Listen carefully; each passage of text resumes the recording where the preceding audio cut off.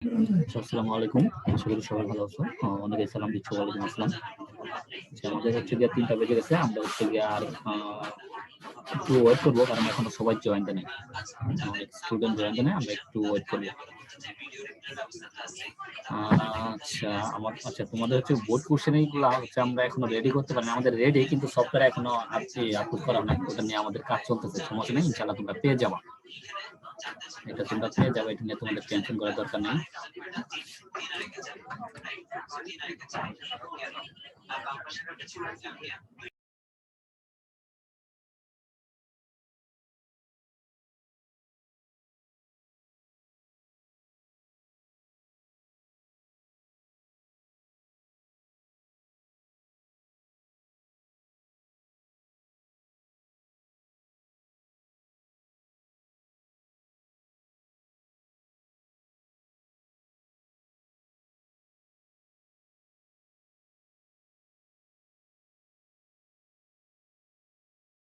আচ্ছা, তোমাদের হচ্ছে গিয়ে কোর্স শেষ হতে হচ্ছে গিয়ে আর একদিন বাকি, দেখি আমরা হচ্ছে গিয়ে ক্লাসের শেষের দিকে চলে আসছি। আজকে হচ্ছে আমাদের 13 নম্বর লেকচার, আর আগামীকাল হচ্ছে গিয়ে আমাদের লাস্ট ক্লাস হচ্ছে তোমাদের 14 নম্বর লেকচার। সমস্যা নেই, তারপরে তোমরা ওটার পিডিএফটা পেয়ে যাবো, ওটা আমরা কথা বলছি, এটা নিয়ে আমাদের কাজ চলছে। লাস্ট ক্লাসে কি না, তোমাদের ভিডিও অন করা হবে না, যদি ভাইরা চায় ভাইরা তাদের ভিডিওটা যদি অন করতে যদি পসিবল হয় তাহলে হয়তো করতে পারে, কিন্তু তোমাদের কোনো পারমিশন নেই ভিডিও অন করার।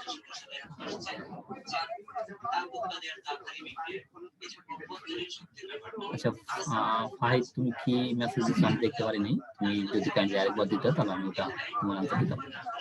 এসএসসি এক্সাম ব্যাচ আচ্ছা চালু হবে কি? এসএসসি এক্সাম ব্যাচ ওটা তো এখন না, ওটা হচ্ছে যে তোমাদের দেরি আছে, তোমরা তো হচ্ছে মাত্র ক্লাস 10 উঠলা, তোমাদের হচ্ছে ক্লাস 10 এর একাডেমিক পর্ব শেষে আমাদের হচ্ছে গিয়ে এসএসসি তোমার ব্যাচ ওটা চালু হবে। কালকে এক্সাম দিতে পারে না, এটা আমাদের মাঝখানে একটু সমস্যা ছিল, পরবর্তীতে ঠিক হয়ে গেছে। তোমরা তো রাত্রে একটু ট্রাই করতাম, রাত্রে তোমরা এক্সামটা দিতে পারতাম। আচ্ছা, এই কোর্স শেষে ভিডিও গুলো হচ্ছে কি স্টুডেন্ট অ্যাকাউন্টে হচ্ছে কিছুদিন থাকবে, তারপর হয়তো থাকবে না, কারণ আমরা বরাবরই বলে আসতেছি যে তোমাদের অ্যাকাউন্টে থাকবে না, কিন্তু তারপরে যদি থাকে তাহলে এটা ভালো, যদি না থাকে তাহলে তো হচ্ছে কি ওটা করার কিছু না, কারণ তোমাদের তো আমরা বলে দিচ্ছি। আমি এখন যদি বলে দেই তোমাদের অ্যাকাউন্টে ভিডিও গুলো থাকবে, দেন থাকলো না, তখন তো বলবো যে ভাই আপনারা বলছেন যে থাকবে, এখন তো নাই, এটা কিরকম হলো? সেহেতু হচ্ছে কি আমাদের বলা হচ্ছে কি তোমাদের ভিডিও গুলা 1 সপ্তাহ থেকে 10 দিন থাকবে, এরপর হয়তো থাকবে না, যদি থাকে তোমরা ওগুলো দেখতে পারো, সমস্যা নেই। আচ্ছা, লাস্ট ক্লাসের পিডিএফটা দেওয়া হয়েছে, তোমরা দেখো বলা, ওটা আপলোড করা হয়েছে, ওটা হয়তো একটু লেট হয়েছে, কিন্তু ওটা আপলোড করা হয়েছে।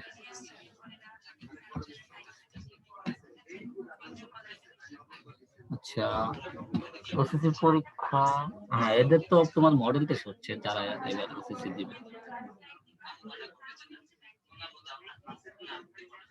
ক্লাস 10 আগের ভাইরা কিছু থাকবে, হয়তো নতুন কিছু অ্যাড হবে, এখানকার সব ভাই তো আর শিডিউল তো তোমার এক হবে না।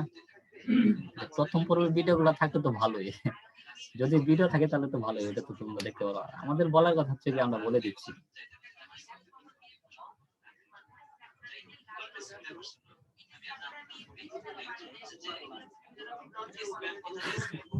আচ্ছা, মাহিন, ওটা আমরা চেষ্টা করতেছি, সমস্যা নাই, যে ভাইয়া তোমাদের ক্লাস 9 ক্লাস নিচ্ছে তারা 10 থাকে, ওটা আমরা কথা বলছি, ইনশাআল্লাহ থাকবে, অনেক ভাই থাকবে, হয়তো যে কিছু ভাইয়া হয়তো তোমাদের হচ্ছে গিয়া হতে পারে, চেঞ্জ হতে পারে। আচ্ছা, লাস্ট ক্লাসের পিডিএফ দেওয়া হয়েছে, তোমরা একটু দেখো, যারা বলতেছিল লাস্ট ক্লাস, ওটা পিডিএফটা দেওয়া হয়েছে, তোমরা এখনকার চেক করতে পারো। ভিডিওগুলো ডাউনলোড করার কোনো অপশন নাই, ওটা হচ্ছে গিয়া তোমরা পিডিএফটা ডাউনলোড করে নিবা।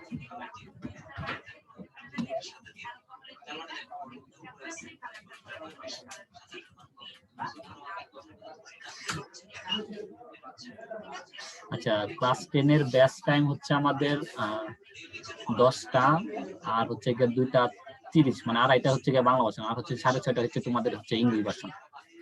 আমাদের ক্লাস অনলাইনে হচ্ছে গিয়ে তোমাদের 3টা ব্যাচ টাইম থাকবে, আগে তো তোমার ছিল 5টা ব্যাচ টাইম, এখন হচ্ছে গিয়ে আমাদের 3টা ব্যাচ টাইম থাকবে, 10টা এবং আড়াইটা, এটা হচ্ছে তোমার বাংলা ভার্সন, আর হচ্ছে 6:30 হচ্ছে আমাদের ইংলিশ ভার্সন। ভিডিওগুলো ডাউনলোড করার কোনো অপশন নাই, বলে দিচ্ছি। যাদের ডাউনলোড করা যায় তাহলে ডাউনলোড করে নিবা, যদি ডাউনলোড করা যায় তাহলে ডাউনলোড করে নিবা। আচ্ছা, আরিফ আকাশ ভাই থাকবে না? ইনশাল্লাহ থাকবে। ওটা হচ্ছে গিয়া যদি ওনার শিডিউল যদি কোনো সমস্যা না হয়, ওনাদের তো আবার ভার্সিটি ক্লাস থাকে, যদি এরকম না হয় তাহলে থাকবে।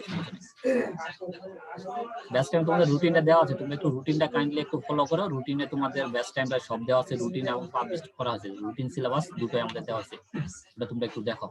একাডেমিক হচ্ছে আমাদের 17 তারিখ থেকে, আমাদের 17 তারিখ থেকে একাডেমিক ক্লাস, তোমরা রুটিনে দেখতে পারো।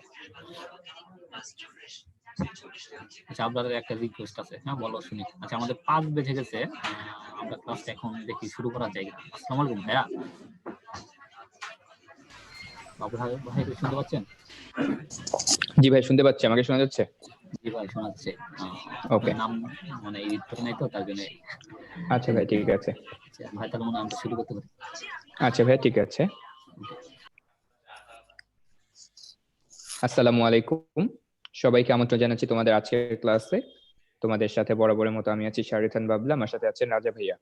তো রাজা ভাই যদি কোনো ইনস্ট্রাকশন দিতেন ওদের উদ্দেশ্যে। আসসালামু আলাইকুম ছাত্রছাত্রী ভাই বোনেরা, আশা করি ভালো আছো। তো তোমাদেরকে নতুন করে প্রতিদিনই একই কথা বলার কিছু নাই। তো আমাদের আজকে যে একটা নতুন কথা বলতেছি সেটা হচ্ছে যে আমাদের আর একটা ক্লাস আছে। তো একটা ক্লাস পরে তোমাদের সাথে আর দেখা হবে না, হয়তো বা বেশ কয়েকদিন। আবার অন্য কোনো ক্লাসে, অন্য কোথাও, অন্য কোনো প্রোগ্রামে তোমাদের যখন ক্লাস বদলাবে, তোমরা একটু বড় হবা, তোমাদের আরো বুদ্ধি শুদ্ধি হবে, তখন হয়তো আবার আমাদের দেখা হবে। তোমাদের প্রশ্নগুলো আরো যুক্তিসঙ্গত হবে, আরো ভারী হবে। ততদিনে তোমরা ভালো থাকবা। তোমাদের কাছে এটা প্রত্যাশা, ক্লাস মনোযোগ দিয়ে করবা, আর হচ্ছে লেখাপড়া মনোযোগ দিয়ে করবা, যেন সামনে কাতারে আইসা উদ্ভাসের সৈনিক হিসেবে জীবনে উজ্জ্বল স্বাক্ষর রাখতে পারো। তো এটা হচ্ছে আমার শুভকামনা। আর তোমাদের মনোযোগ যেমন থাকে সবসময় অনলাইন ক্লাসে স্ক্রিনের দিকে, এটা হচ্ছে আমার বিশেষ অনুরোধ। আচ্ছা, এতটুকু বলার ছিল, চলো ক্লাসে ফিরে যাই বাবলা ভাইয়ার কাছে। ওকে, থ্যাংক ইউ ভাইয়া। তাহলে যেমনটা রাজা ভাইয়া বললেন, আজকে কিন্তু আমাদের মানে আর একটা ক্লাস আছে আজকের পরে, আগামীকালকে তোমাদের সাথে আমাদের লাস্ট দেখাই প্রোগ্রামে। তো অনেকেরই রিকোয়েস্ট ছিল ভাইয়া একটু ক্যামেরা অন করেন। আচ্ছা, আমরা ওটা আগামী ক্লাসে ইনশাল্লাহ চেষ্টা করব, আমরা লাইভে এসে তোমাদেরকে কিছু মোটিভেশন স্পিচ দেওয়ার জন্য। কারণ এতদিন অনেক বকাঝকা করছি, অনেক হার্ড কথা বলেছি তোমাদেরকে। তো লাস্ট 2টা ক্লাস, এটা তোমাদের সাথে আমাদের অভিজ্ঞতাটা সুন্দর হোক, সেটাই আমাদের একান্ত প্রত্যাশা। তো আমি আর কথা বাড়াবো না, সরাসরি ক্লাসে চলে যাচ্ছি, ঠিক আছে? তাহলে দেখো, আজকে ক্লাসে আমরা আলোচনা করব কমপ্লিটিং সেন্টেন্স আছে। গতকালকে যে 20টা নিয়ম পড়ানো হয়েছিল, এছাড়া আরো নিয়ম আছে 20টা, মোট 40টা নিয়ম। এগুলো দেখলেই তোমাদের মোটামুটি হয়ে যাবে। এছাড়া পড়াবো কন্ডিশনাল এবং ক্রিয়েটিভ রাইটিং নিয়ে, ঠিক আছে? তাহলে চলো আমরা সামনের দিকে চলে যাই। প্রথমে শুরু করছি কন্ডিশনাল দিয়ে। জিহান লিখছো ভাই একটা মাইট দিব আপনার ডায়লগ। হ্যাঁ ভাই, আর মাইট দিব না আজকে। তাইলে দেখো, প্রথম কথা কন্ডিশনাল। তো কন্ডিশনাল নিয়ে ইতিমধ্যে তোমাদের আইডিয়া আছে।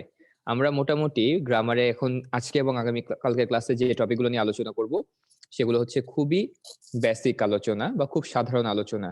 এই সাধারণের ভেতরেই যে অসাধারণত্বটা লুকায় থাকে সেটাই দেখাই দিব। তো প্রথমে কন্ডিশনালকে আমাদের স্কুল কলেজে 3টা কন্ডিশনাল হিসেবে পড়ানো হয়। একটা ফার্স্ট কন্ডিশনাল, একটা সেকেন্ড, একটা থার্ড কন্ডিশনাল।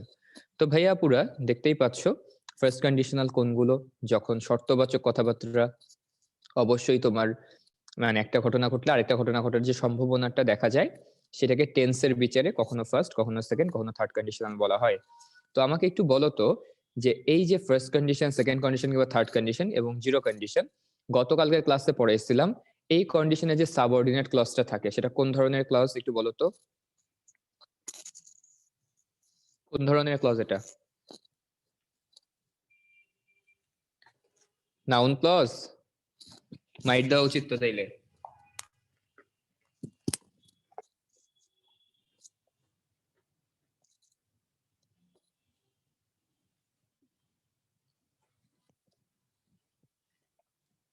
এটা কি ক্লজ? Adverb clause. এটা কি ক্লজ? এটা হচ্ছে অ্যাডভার্বিয়াল ক্লজ। আমরা পড়েছিলাম না, অ্যাডভার্বিয়াল ক্লজ অফ কন্ডিশন।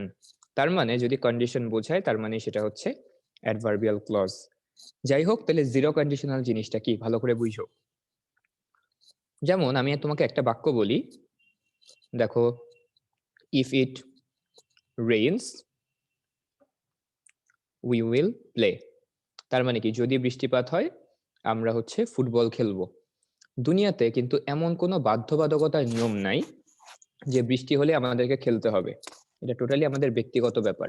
আমরা চাইলে বৃষ্টি হইলে ফুটবল খেলতে পারি, আমরা চাইলে বৃষ্টি হইলে কাঁথা গায়ে দিয়ে ঘুমায় যাইতে পারি, আমরা চাইলে বৃষ্টি হইলে খিচুড়ি আর ইলিশ মাছ ভাজি খাইতে পারি, আমরা চাইলে বৃষ্টি হলে ছাদে যায় ভিজতে পারি, আমরা চাইলে বৃষ্টি হইলে জানালার কাছে বসে কানে হেডফোন লাগায় গান শুনতে পারি। তো এখানে কোনো চিরন্তন কিন্তু কোনো কথাবার্তা বা শর্ত দিয়ে দেওয়া নাই যে বৃষ্টি হলে কোনটা বাধ্যতামূলক ভাবে হবে।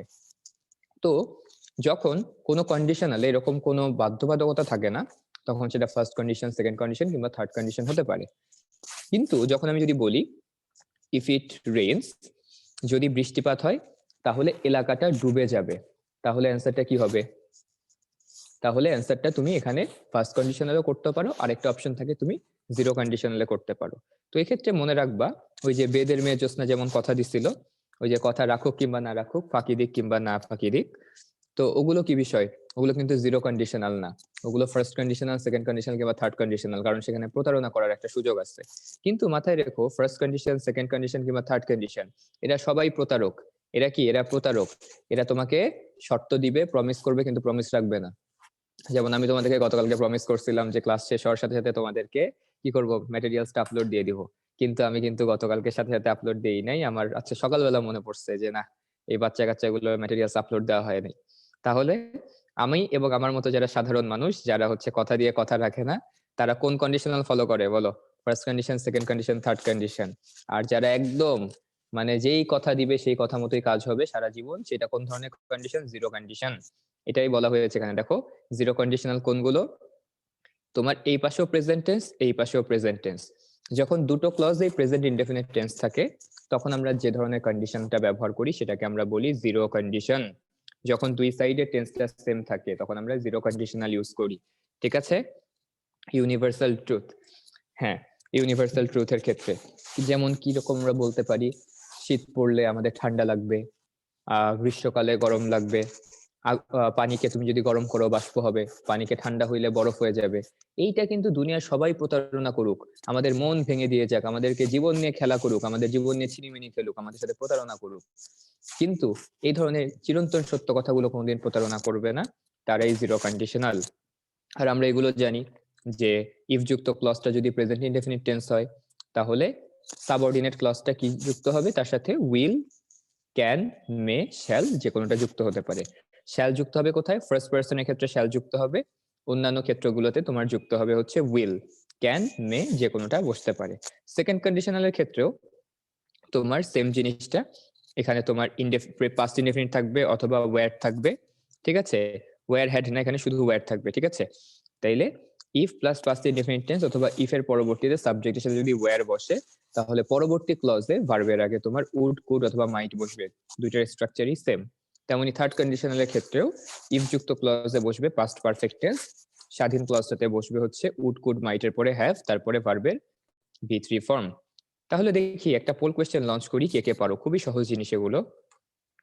দেখো, পোল কোয়েশ্চেন 1 তোমাদের সবার উদ্দেশ্যে লঞ্চ করছি। 1 মিনিট টাইম, সবাই একটু দ্রুত অ্যান্সার করো।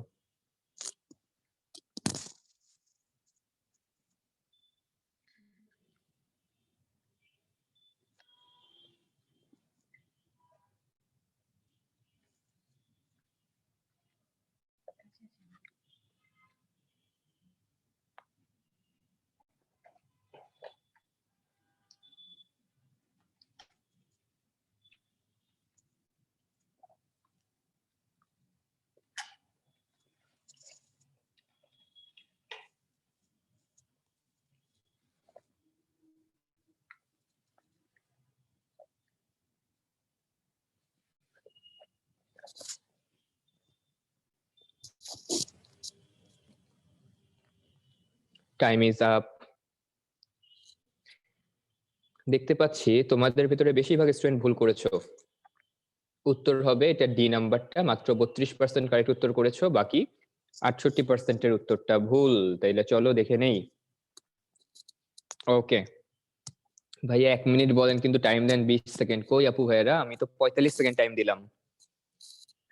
আর এই প্রশ্নে কি 1 মিনিট টাইম লাগে? এখানে তো 10 সেকেন্ড দেখলেই প্রশ্নটা পড়লেই তো উত্তর করতে পারা যায়। দেখো, হ্যাড দে অ্যারাইভড আর্লি, তো এটা কোন টেন্সে আছে আমাকে বলো তো? এটা কোন টেন্সে আছে আমাকে একটু সবাই বলো। এটা পাস্ট পারফেক্ট টেন্সে আছে। তো অনেকে হ্যাড শুরুতে দেখে ঘাবড়ায় গেছো। কখনো কি সাবজেক্টের আগে ভার্ব আসতে পারে না? বলো, সাবজেক্টের আগে কি কখনো ভার্ব আসতে পারে কিনা? পারে। তখন সেটাকে কি বলা হয়? তোমাদেরকে পড়ানো হয়েছিল, বলো। সাবজেক্টের আগে যদি ভার্ব চলে আসে তখন সেটাকে কি বলা হয়? সেটাকে বলা হয় ইনভার্সন। দেখো, সব পড়াইছি তোমাদেরকে, কিচ্ছু বাদ নাই। ইনভার্সন কখন করা হয়? যখন একটা বাক্যের উপরে জোর প্রদান করা হয়। তারা কখন আসছে সেই সময়টাকে আরো এমফাসাইজ করা হচ্ছে, ঠিক আছে? তাহলে হ্যাড দে অ্যারাইভ, এটা past perfect tense. Past perfect tense মানে কোন কন্ডিশন? Third condition. আমরা কি জানি? থার্ড কন্ডিশনে উড বসতে পারে, কুড বসতে পারে, থার্ড কন্ডিশনালে মাইট বসতে পারে। এরপরে যুক্ত হবে তোমার হ্যাভ, তারপরে বসবে ভার্বের V3 ফর্ম। তো এখানে প্রথমে তো উডের পরে হ্যাভ নাই বাদ, উডের পরে হ্যাভ নাই বাদ, বাকি থাকে কি? সিআরডি নাম্বারটা। এখন দেখো, আমি তোমাদেরকে দুটো ভার্ব বলি, একটা হচ্ছে ফাইন্ড। ফাইন্ড ভার্বটার অর্থ হচ্ছে খোঁজা, ফাইন্ড ভার্বটার অর্থ কি? খোঁজা। আর আরেকটা ভার্ব আছে ফাউন্ড। ফাউন্ড মানে কি? যেটা মানে হচ্ছে প্রতিষ্ঠা করা, ঠিক আছে? কি করা? প্রতিষ্ঠা করা।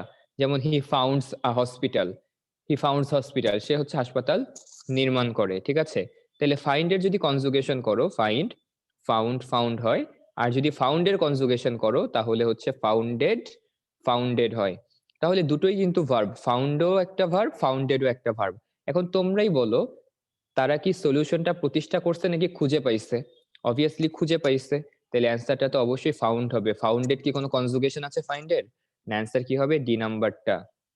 তাহলে had they arrived at the sale early, they would have found a better solution. বুঝতে পেরেছি সবাই আমরা?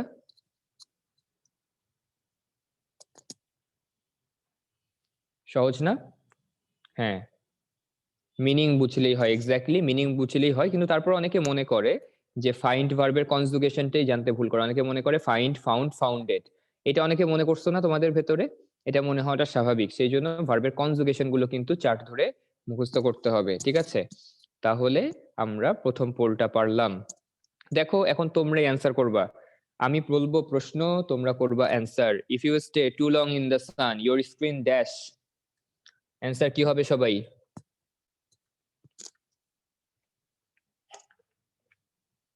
যারা ভুল করতেছে তাদের কপালে কি আছে? মাইর আছে, মাইর, একদম। দেখো, জিরো কন্ডিশনালে এখানে প্রেজেন্ট টেন্স, এখানেও হবে অবশ্যই একটা প্রেজেন্ট টেন্স। তো বার্নড কি প্রেজেন্ট টেন্স? না। বার্নড প্রেজেন্ট টেন্স না, বাকি থেকে কি? বার্ন আর বার্নস। তো ইউর স্কিন, এখানে সাবজেক্ট কে? ইউ নাকি স্কিন? কে বলো তো? ইউ নাকি স্কিন? সাবজেক্টটা কে? আরে মাশাআল্লাহ, মাশাআল্লাহ। আচ্ছা বলো, আমি যদি বলি মাই বুক ইজ বিগ, এখানে ইজ বলবো নাকি এম বলবো? কি বলবো?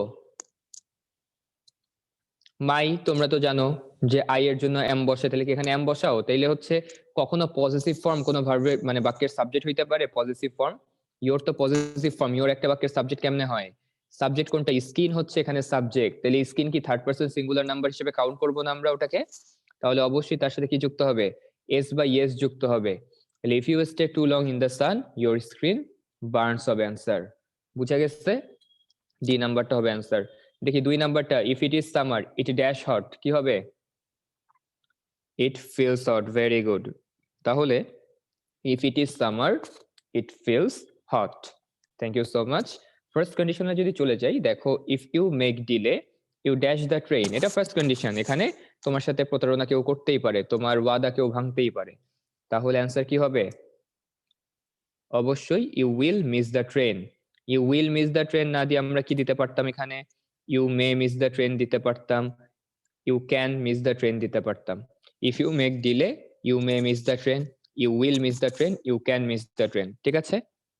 তারপরে 2 নাম্বারটা যদি দেখি, উই শ্যাল ভিজিট হার, এটা কি হবে? এই তো অনেকেই ভুল করতেছো, আবার অনেকে পারছো, ভেরি গুড। মাথায় রাখবা ইফ যুক্ত ক্লজটা প্রেজেন্ট টেন্স, অন্য ক্লজটাতে ফিউচার, তো এখানে অলরেডি ফিউচার তো চলেই গেছে। আমরা চোখ বন্ধ করে ধরে নেই যে এটা ফার্স্ট কন্ডিশন, তাহলে পরেরটাতে অবশ্যই উইল শ্যাল হবে, পরেরটা আগেরটা বলে কোনো কথা নাই। মাথায় রাখবো ইফ যুক্ত ক্লজটা প্রেজেন্ট টেন্স হইলে তোমার স্বাধীন ক্লজটা ফিউচার টেন্স হবে, এটাই ফার্স্ট কন্ডিশন। তাহলে we shall visit her, present টেন্সে কোনটা আছে? উই উইল হ্যাভ টাইম, এটা তো ফিউচার, এটা তো পাস্ট। ডি নাম্বার আর সি নাম্বার আছে হচ্ছে প্রেজেন্ট টেন্সে। তাহলে আমরা কখন ভিজিট করতে যাব? যদি সময় পাই, সময় না পাইলে কেউ ভিজিট করতে যায়? তাহলে তো ডি নাম্বারটা তো বাদ, বাকি থাকে কি? C, we shall visit her if we have time. বোঝা গেছে? তাহলে ফার্স্ট কন্ডিশনাল গেল। চলে আসি সেকেন্ড কন্ডিশনালের ক্ষেত্রে। If I lived near my office, I, এখানে আই এর পরে একটা গ্যাপ হবে, I dash in time for work. আচ্ছা, এখানে অ্যান্সার কি হবে?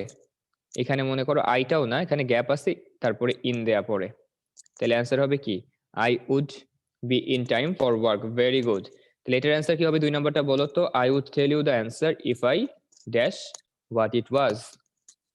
তাহলে এখানে যেহেতু উড আছে, তাহলে অবশ্যই এটা পাস্ট টেন্স হবে। পাস্ট টেন্সে কোনটা আছে? সি নাম্বারটা।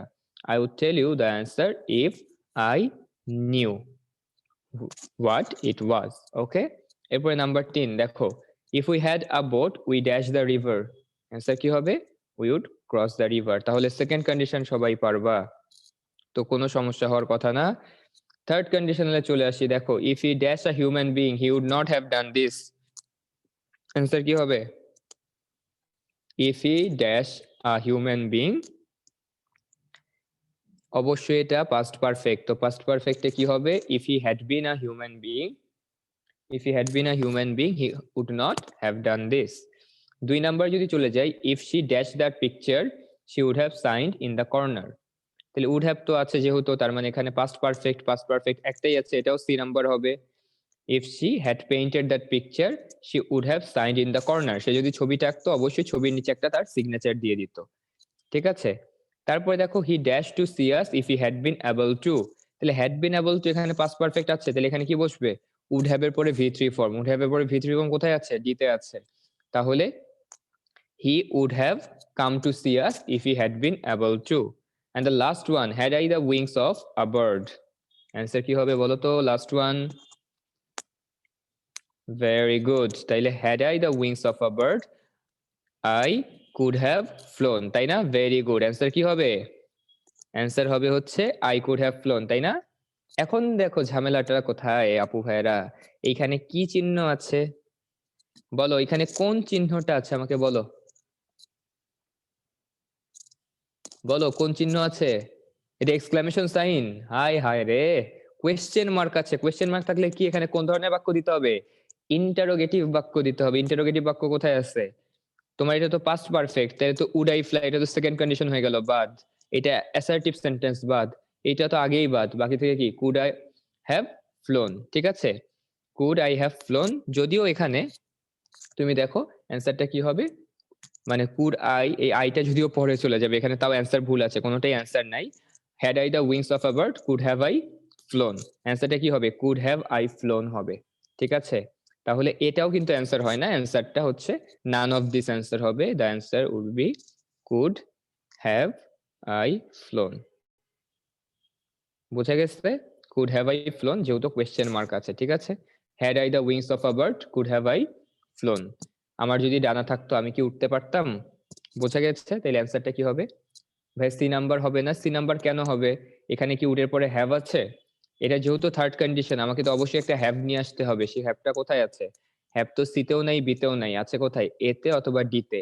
ডি তো অ্যাসার্টিভ, এতেও কিন্তু স্ট্রাকচার ঠিক নাই, তাহলে answer naan of this. Answer হবে কুড হ্যাভ আই ফ্লোন। বুঝে গিয়েছে? ওকে, তাহলে দেখো বুঝেছি কিনা।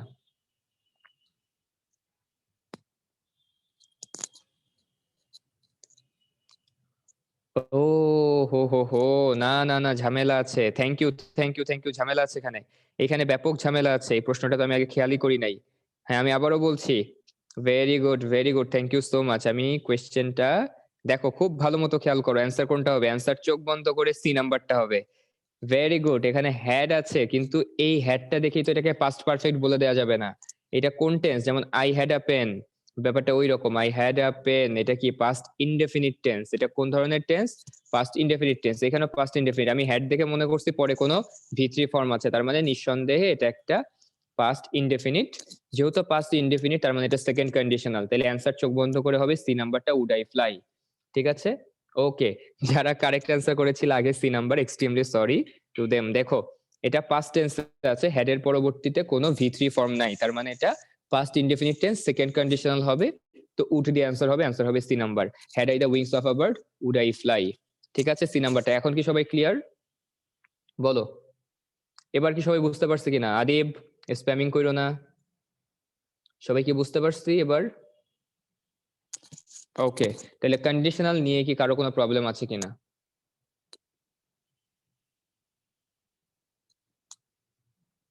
কন্ডিশনাল নিয়ে কারো প্রবলেম থাকার কিন্তু কথা না। ওকে, তাহলে আমরা কন্ডিশনাল থেকে মুক্ত হয়ে একটু সামনের দিকে যদি আগাই, দেখি আমাদের জন্য আরেকটা বাছাধন অপেক্ষা করছে। Poll number 2 on your screen. সবাই ঝটপট অ্যান্সার করে ফেলো, গুনে গুনে 1 মিনিট টাইমই দিব, যাও।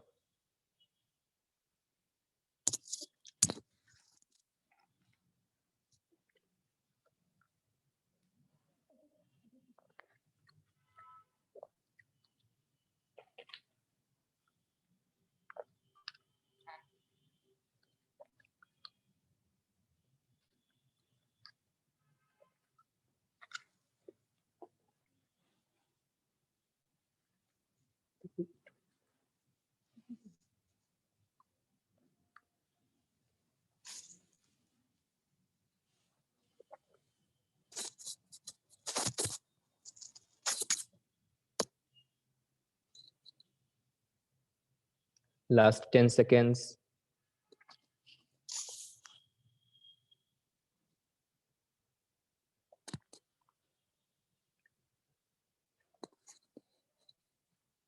Five seconds, time is up. দেখো এটার অ্যান্সার কি হবে? এটার অ্যান্সার হবে হচ্ছে ডি নাম্বারটা। অনেকেই কারেক্ট উত্তর করেছো 56%, বাকি 44%-এর উত্তর ভুল। 56% উত্তর কারেক্ট হয়েছে, ডি নাম্বারটা অ্যান্সার হবে। দেখো ওয়েদার থাকা মানেই কিন্তু আমাদের একটা কি বসে গেল, একটা কানেক্ট্রেস বসে গেল। তুমি যেখানে ওয়েদার আছে তারপরে তো আরেকটা কানেক্ট্রেস তো যুক্ত করা যাবে না, তাই না?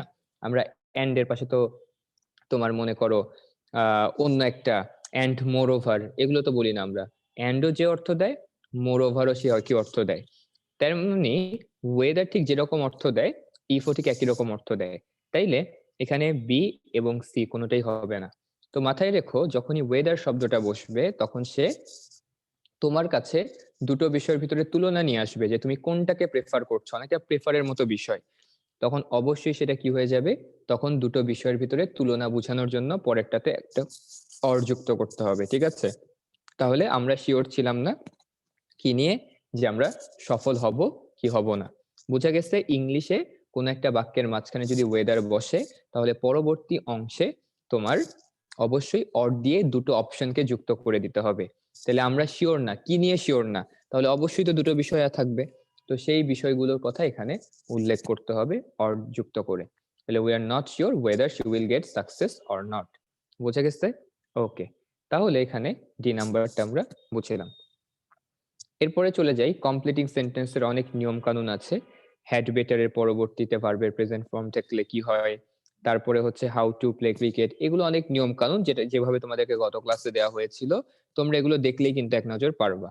তো উইদাউট এর পরে সবসময় ভার্বের সাথে আইএনজি যুক্ত হয়, বা এর পরে ভার্বের সাথে আইএনজি যুক্ত হয়, তারপরে provided, provided that, providing that, if, এটা সবগুলোই কন্ডিশনে ব্যবহৃত হয়। মাথায় রেখো, আমরা যে কন্ডিশনাল গুলো পড়ে আসছিলাম সেই কন্ডিশনে তোমাদেরকে আবার একটু নিয়ে যাই। এই কন্ডিশনালের ক্ষেত্রে এখানে আমরা সব জায়গায় ইফ দেখলাম না? জেনে রেখো, যেখানে ইফ ব্যবহৃত হয় সেখানে প্রোভাইডেড ব্যবহৃত হতে পারে, সেখানে প্রোভাইডেড দ্যাট ব্যবহৃত হতে পারে, সেখানে প্রোভাইডিং দ্যাট ব্যবহৃত হতে পারে। এই চারটার ভেতরে যে কোনো একটা শব্দ থাকলেই আমরা সেটাকে কন্ডিশনাল বাক্য বলে ধরে নিব। ঠিক আছে, if provided, provided that, if provided, provided that, providing that, এই চারটা শব্দের ভেতরে যে কোনো একটা শব্দই তোমার কন্ডিশনাল মার্কার হিসেবে বসতে পারে একটা বাক্যে। ঠিক আছে, ওকে। হ্যাঁ, ক্ষেত্র বিশেষে ইভেন ইফও বসতে পারে, নট অলওয়েজ। ইভেন ইফ সবসময় নিয়মটা মেনে চলে না। তারপরে দেখি আমরা যদি 26 গেল, 27 আমরা সিন্স, অ্যাজ, বিকজ এর কাহিনী জানি। এরা কি বোঝায়? এর একটা রিজন কিংবা কজ বোঝায়। এগুলো তোমাদেরকে কানেক্টরস পড়াতে যে বোঝানো হয়েছিল। তারপরে দেখো দো, অলদো, ইনস্পাইট, ডিসপাইট, এরা কি বোঝায় একটা বাক্যের? সিমিলারিটি বোঝায় নাকি কন্ট্রাস্ট বোঝায়? মনে আছে না? এরা কিন্তু একটা বাক্যের কন্ট্রাস্ট বোঝায়, অর্থাৎ কন্ট্রাস্ট বোঝাতে though, although, in spite of, despite. Despite এর পরে কি অফ বসবে? ডিসপাইট এর পরে কিন্তু অফ বসবে না। তাইলে দো, অলদো, ইনস্পাইট অফ, ডিসপাইট, এরা যেহেতু কন্ট্রাস্ট বোঝায়, এদের পরবর্তীতে একটা বিপরীতধর্মী বাক্য বসবে। তারপরে দেখো আনলেস যদি থাকে, তোমাদেরকে অবশ্যই বলা হয়েছিল যে আনলেস এর পরবর্তী ক্লজটা সবসময় অ্যাফিরমেটিভ হয়, কখনোই তোমার কিন্তু নেগেটিভ হয় না। ঠিক আছে, তারপরে দেখি 30 number, instead of, in lieu of, দুটোর মিনিং কিন্তু টোটালি এক। ইনস্টিড অফ মানে কি? যখন আমরা একটাকে ছেড়ে আরেকটাকে বেছে নেই। যেমন দেখো instead of history he took logic, তার মানে কি? সে যুক্তিবিদ্যা বেছে নিয়েছে ইতিহাস না নিয়ে। ঠিক আছে, আমরা তো সায়েন্সের স্টুডেন্ট, এই ধরনের সাবজেক্টের নাম আমরা কম শুনি, কিন্তু লজিক কিন্তু একটা সাবজেক্টের নাম, যুক্তিবিদ্যা বলি। আর হিস্ট্রি, ইতিহাস তোমরা শুনেছো, তাহলে হিস্ট্রি বাদ দিয়ে সে যুক্তিবিদ্যা বেছে নিয়েছে। তেমনি the boy bought pen instead of pencils, তাহলে সে তোমার পেন্সিল না কিনে কলম কিনেছে। তাহলে ইনস্টিড অফ অথবা ইন লিউ অফ, এদের পরবর্তীতে আরেকটা অপশন যুক্ত করতে হবে তোমাকে, যার ভেতর থেকে তোমার বাক্যের সাবজেক্ট যে কোনো একজনকে বা যে কোনো একটা বিষয়কে বেছে নিবে। ঠিক আছে, 31 নম্বরে যদি চলে যাই, dash because of, on account of, owing to, due two.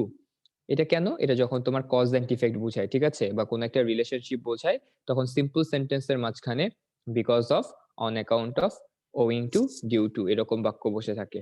আর এগুলো নিয়েও আলোচনা করেছি তোমাদেরকে একদম সিকোয়েন্স অফ টার্মসে, যে নো সুনার হেডের পরে অলওয়েজ দেন বসে, স্কার্সলি হেডের পরে ওয়েন বসে, হার্ডলি হেডের পরে বিফোর বসে, ওয়েন বসে, দুটোই বসে। এগুলো কিন্তু তোমাদেরকে বলা হয়েছিল, তাই না? দেখি আরেকটা পোল লঞ্চ করছি তোমাদের উদ্দেশ্যে।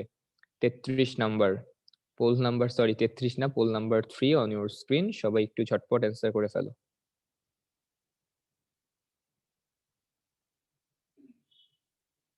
ভাইয়া সিভি রাইটিং এর স্ট্যান্ডার্ড ফর্মটা একটু দেখাই দেন প্লিজ। আচ্ছা, আজকে রাইটিং পার্টে আমরা তোমাদের এই জিনিসগুলো নিয়ে আলোচনা করবো। তো গ্রামার নিয়ে, মানে এই যে একটু গ্রামার নিয়ে আলোচনা করে বাকি অংশ কিন্তু আজকে আমাদের রাইটিং পার্ট আছে। তো তোমাদের যেই যে রাইটিং পার্ট নিয়ে আলোচনা করা দরকার সেগুলো নিয়ে আজকে আমরা আলোচনা করবো। তো একটা সহজ পোল দিয়েছি, সবাই একটু ঝটপট অ্যান্সার করো।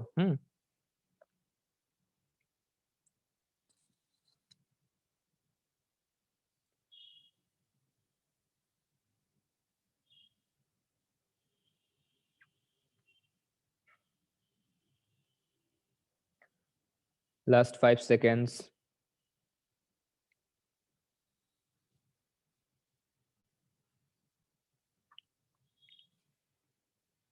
দেখো অ্যান্সার হবে সি নাম্বার। অনেক স্টুডেন্ট কারেক্ট অ্যান্সার করেছো, 76% স্টুডেন্টের উত্তরটা কারেক্ট হয়েছে। Thank you so much. তাহলে স্যাটারডে ইজ দ্য ডে, মানে সপ্তাহের শুরু হয় কোন দিন দিয়ে? আমাদের বাংলাদেশের প্রেক্ষাপটে চিন্তা করো। বাংলাদেশের প্রেক্ষাপটে কিন্তু আমরা সপ্তাহ শুরু করি শনিবার দিয়ে, কারণ আমাদের বন্ধ থাকে কোন দিনে? আমাদের বন্ধ থাকে শুক্রবারে। অনেকে বলবো ভাই শুক্র শনি 2 দিন বন্ধ, কিন্তু সাধারণত আমাদের সরকারি ছুটির দিন যেটা সব জায়গায় প্রযোজ্য সেটা হচ্ছে শুক্রবার। শনিবার অনেকে মানে, অনেকে মানে না। তো আমরা বলি আমাদের সপ্তাহটা শনিবার থেকে শুরু হয়, ঠিক আছে? বৃহস্পতিবারের সপ্তাহ শেষ, আবার শনিবারের সপ্তাহ শুরু, দুইটার মিলনস্থলে কি আছে? ফ্রাইডে। তাহলে এই যে কি বলে স্যাটারডে থেকে যে সপ্তাহটা শুরু হয়, এটা একটা চিরন্তন সত্য কথা না? চিরন্তন সত্য কথা হইলে সেটা অবশ্যই দুইটা অংশেই তোমার প্রেজেন্ট ইনডেফিনিট টেন্স থাকবে, জানা কথা। তাইলে এখানে বিগিন, দা উইকের পর তো বিগিন হয় না, কারণ উইক তো একটা সিঙ্গুলার থার্ড পার্সনের ভিতরে পড়ে। তাহলে এর সাথে এস বাই এস হওয়ার কথা, তো এটা বাদ। তো এটা তো ফিউচার টেন্সে আছে, বাদ। এটা পাস্ট টেন্সে আছে, বাদ। বাকি থাকে কি? সি নাম্বার, যে শনিবারে সপ্তাহ শুরু হয়। ঠিক আছে, তুমি যদি বলো যে দেখো না, যে কিছু কিছু হোটেল, বিশেষ করে হাজির বিরিয়ানি কিংবা এরকম জায়গায় বাইরে বড় করে লেখা থাকে যে প্রতি মাসের প্রথম রবিবারে আস্ত মুরগির বিরিয়ানি পাওয়া যায়, তার মানে কি? ওইটা তুমি কি বলবা? যে every month second Sunday is the day, তখন কি পাওয়া যায়? সেখানে তুমি হচ্ছে আস্ত মুরগির বিরিয়ানি পাওয়া যায়। তো এটা কোন টেন্সে বলবো? অবশ্যই দুটোকেই প্রেজেন্ট টেন্সে বলতে হবে, তাই না? তো তুমি মনে করতে পারো ভাইয়া যে আমি শনিবার পার করছি, এখন রবিবারে দাঁড়ায় আছে, আমি তাইলে কি বলবো? আমি তাইলে বলবো যে ভাইয়া শনিবার তো শুরু হবে সামনে, তাই না? এরকম লজিক অনেকের মাথায় আসছে, আমি জানি নর্মাল টাইমে আমাদের মাথায় এত লজিক খেলে না, কিন্তু পরীক্ষায় অ্যান্সার করতে গেলে মাথায় লজিক দিয়ে ভরে যায়।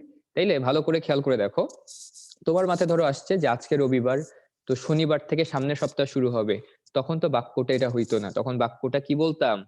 Next Saturday is the day when the week will begin. আমার কথা কি বুঝতে পারছো? তাহলে এখানে কি স্যাটারডেটাকে নির্দিষ্ট করে দিচ্ছে? দেখো এখানে কিন্তু আর্টিকেল দেয় নাই, কোনো ডিটারমিনার দেয় নাই, কোনো অ্যাডজেক্টিভ দেয় নাই, নির্দিষ্ট করে দেয় নাই, অর্থাৎ আমাদের কি গতানুগতিক বলতে হবে। আর তুমি যদি মনে মনে লজিক পোষণ করো, সেই লজিকটা তখনই অ্যাপ্লিকেবল হবে তুমি যদি বলো next Saturday is the day when the week will begin. আমি কি বুঝাতে পেরেছি তোমাদেরকে যে নির্দিষ্ট করে দিলে হ্যাঁ সেটা শুরু হবে, কিন্তু প্রতিনিয়ত শনিবারেই শুরু হয়। পার্থক্য বুঝাইতে পারছি তোমাদেরকে? দেখো বুঝছি কিনা সবাই জানাও।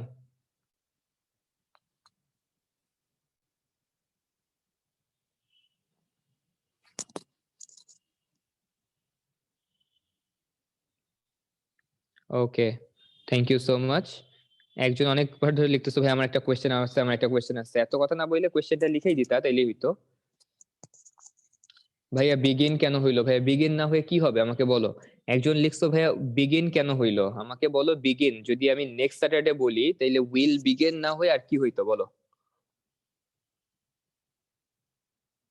আর কিছু কি হওয়ার সুযোগ আছে? ভাইয়া হাজির বিরিয়ানি খাইছেন? হ্যাঁ ভাইয়া খাইছি ভাইয়া, সব বিরিয়ানি খাইছি। হ্যাঁ মেধা অনেক ইজি। আচ্ছা ওয়েদারের ক্ষেত্রে টেন্সের রুলস কি? এটা টেন্সের কোনো রুলস নাই আলাদা করে, তোমার তুমি যখন যে টেন্স ব্যবহৃত হবে আগেরটা পরেরটাও তোমার সেম টেন্সে থাকবে। যদি আমি ওই বাক্যটায় চলে যাই, দেখো বেশিরভাগ ক্ষেত্রেই তোমার এই যে we are not sure whether he will get succeed or not, এখানে যেমন মানে আমরা শিওর না সে সফল হবে কি হবে না। তো আনশিওর যেটা সে তো বেশিরভাগ সময় ফিউচারে চলে যায়। তো অর্থের বিচারে দুইটা সাইড, একটা সাইড প্রেজেন্ট হইলে একটা সাইড ফিউচার হইতে পারে, আবার দুইটাই প্রেজেন্ট টেন্স হতে পারে, টোটালি ডিপেন্ড করে তোমার মিনিং অফ সেন্টেন্সের উপর ভিত্তি করে। যেমন এখানে কিন্তু ভেঙে ভেঙে কোনো বইয়ে কিন্তু এত লজিক দেওয়া নাই, আমি তোমাদেরকে ভেঙে ব্যাখ্যা করলাম যাতে একটা বাক্য তোমরা পরীক্ষার হলে পেলে কোনো নিয়ম না জেনে যাতে সেটা ভেঙে অ্যান্সার করতে পারো। যেমন ওয়েন এর কথাটা গত ক্লাসে বলেছি যে ওয়েন থাকলে কখন তোমার ফিউচার হয়ে যাবে, যখন তুমি অর্থ পড়ে বুঝবা যে আমি হাতে টাকা পাইলে এরপরে বইটা কিনবো। এই উদাহরণই তোমাদেরকে 3 দিন দিলাম এটা বোঝানোর জন্য যে ওয়েন থাকলে কখনো কখনো দুই সাইডে প্রেজেন্ট টেন্স হয়, কখনো এক সাইড প্রেজেন্ট এক সাইডে ফিউচার হয়ে যায়। এটা কিভাবে বুঝবো? সেন্টেন্সের স্ট্রাকচার, সেন্টেন্সের মিনিং পড়ে। ঠিক আছে, ওকে।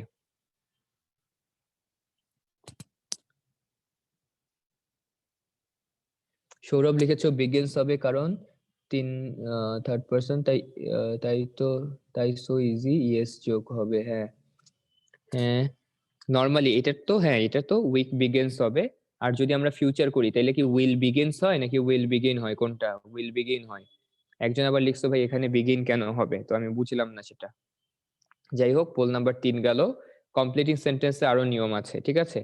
লেট অ্যালোন মানে কি? লেট অ্যালোন মানে হচ্ছে বাদ দেওয়া। He can not pass in third division let alone first division. সে থার্ড ডিভিশনে পাস করে নাই, সে কেমনে ফার্স্ট ডিভিশনে করবে? আমরা বলি না যে বাদ দাও, মানে ওর কথা রাখো যে তুমি ফার্স্ট ডিভিশনই পারো না আবার থার্ড ডিভিশনের কথা, মানে থার্ড ডিভিশনই পারো না আবার ফার্স্ট ডিভিশনের কথা চিন্তা করো। তাহলে লেট অ্যালোন ওই রকম একটা অর্থ দেয়, খুব সহজ, ওয়ার্ডটা তোমরা পারবা। 35-এ যদি চলে যাই, দেখো নিয়মটা দেখো, সেম ওই নিয়মটাই। Is the time, is the day, is the year, এটা যদি থাকে তাহলে তার পরবর্তীতে অবশ্যই প্রেজেন্ট টেন্সে তোমার একটা কি হবে? একটা সাধারণ বাক্য বসবে। কিন্তু আবার দেখো 1971 is the year when Bangladesh became independent, এটা খেয়াল করো। এখন বলতে পারো ভাই এটা পাস্টে কেন গেল? অর্থ বুঝতে হবে ভাইয়া পুরা। 1971 সালের সালটা তো আমাদের কাছে অমর হয়ে আছে, 1971 সাল সবসময় এটা অমর হয়ে আছে। তো পুরানো সাল বলতে গেলেও আমরা is the time, is the year, is the day বলে থাকি। কিন্তু এর পরবর্তী যে ঘটনাটা, বাংলাদেশ কি ভবিষ্যতে স্বাধীন হবে? এখন স্বাধীন হচ্ছে? কোনোটাই না, বাংলাদেশ স্বাধীন হয়ে গেছে, তাহলে অবশ্যই এটাকে কি করতে হবে? পাস্ট টেন্সে লিখতে হবে। তেমনি দেখো 10 PM is the time when we go to bed, এটাও প্রেজেন্ট টেন্স, এটাও প্রেজেন্ট টেন্স, তাহলে টোটালি অর্থ বুঝে অ্যান্সার করতে হবে। 37 নম্বরটা দেখো, feel, suppose, imagine, discover, know, জাজ, অ্যাজিউম, এদের পরবর্তীতে to be verb plus adjective বসে। We assumed him to be innocent. He was just to be guilty. ঠিক আছে? তাইলে একটা অংশ তোমার শেষ হয়ে গেল এই ভার্বগুলো দিয়ে। তার পরবর্তী অংশে টু বি লিখবা, তারপর একটা অ্যাডজেক্টিভ লিখে দিবা। যেমন আমি এভাবে বলতে পারি, I imagined you to be a ghost. আমি ভাবছিলাম তুমি একটা ভূত। ঠিক আছে? তাহলে এই শব্দগুলো যদি থাকে, এর পরবর্তীতে একটা অবজেক্ট বসলো, অবজেক্টের পরে টু বি বসবে, তারপরে যে কোনো একটা অ্যাডজেক্টিভ কিংবা অ্যাডজেক্টিভের ফ্রেজ দিয়ে দিবা, কাহিনী শেষ। ঠিক আছে? গেল। তারপরে আমরা দেখতেছি 38 নাম্বার, অ্যাজ লং অ্যাজ থাকলে মিনিংফুল সেন্টেন্স, যে টেন্সে থাকবে সেই টেন্সটাই ফলো করব আমরা। Wait here as long as it rains. Allah will help us as long as our aim is honest. ঠিক আছে? তো এক্ষেত্রে নির্দিষ্ট কোনো টেন্সের নিয়ম কানুন নাই। 39 যদি চলে আসি, টিল আনটিলের ক্ষেত্রে অবশ্যই অ্যাফার্মেটিভ সেন্টেন্স হবে, এটা তোমাদেরকে বলা হয়েছিল অ্যাটলিস্ট আনটিলের ক্ষেত্রে। ঠিক আছে? টিলের ক্ষেত্রে নেগেটিভ সেন্টেন্স বসতে পারে, কিন্তু আনটিলের ক্ষেত্রে কখনোই নেগেটিভ সেন্টেন্স বসবে না। যেমন wait here until I return. And the last one, in কেসের নিয়ম গত ক্লাসে তোমাদেরকে পড়ানো হয়েছিল। ঠিক আছে? কি গত ক্লাসে পড়ানো হয়েছিল ইন কেসের নিয়মটা, যে I will come tomorrow in case he wants me. তাহলে এটা কোন ধরনের ব্যাপারে চলে গেছে? ওই যে আমাদের কন্ডিশনাল যে পড়ে আসলাম, ওই কন্ডিশনালের নিয়ম কানুনেই ঘুরে ফিরে আসছে। ইন কেস থাকলেও ওই যদির মতো অর্থই প্রকাশ করে। তো যাই হোক, আমরা হচ্ছে অন্যান্য অংশে যাব। তো আজকের ক্লাস এবং আগামী ক্লাসের মধ্য দিয়ে তোমাদের কিন্তু ক্লাস শেষ হয়ে যাবে। তো আমরা চেষ্টা করবো আজকের ক্লাস এবং আগামী ক্লাসে তোমাদের যদি পার্টিকুলার কোনো টপিক নিয়ে সমস্যা থাকে, তো টপিক আকারে আমাদেরকে বলতে পারো, আমরা সেগুলো নিয়ে তোমাদের সাথে আলোচনা করব। তো সোফার তোমাদেরকে গ্রামার যা যা পড়াইছি আজ পর্যন্ত, এখানে কোনো টপিক নিয়ে কারো কোনো কনফিউশন থাকলে আজকে বলতে পারো, আমরা একটু একটু করে আগাবো। এখন কিছু প্রশ্নের উত্তর করব, তারপরে ব্রেক দিব তোমাদেরকে, তারপরে তোমাদের রাইটিং পার্ট নিয়ে আলোচনা করব, আবার কোয়েশ্চেন অ্যান্সারে যাব। তো কারো প্রশ্ন থাকলে আলোচনা করছি, সবাই একটু চ্যাট বক্সে জানাও, লাইভ কোয়েশ্চেন লাস্টে নিব।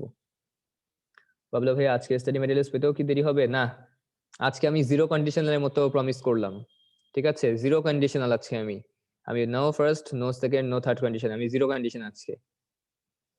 ভাইয়া ইংলিশ কি আমার ফেভারিট সাবজেক্ট? না ভাইয়া, ইংলিশ আমার ফেভারিট সাবজেক্ট না। আমার ফেভারিট সাবজেক্ট সাধারণ জ্ঞান। আমি সাধারণ জ্ঞানের টিচার, আমি নর্মালি সাধারণ জ্ঞানই পড়াই, বাট এই টুকটাক ইংলিশ পড়ানো হয় আর কি।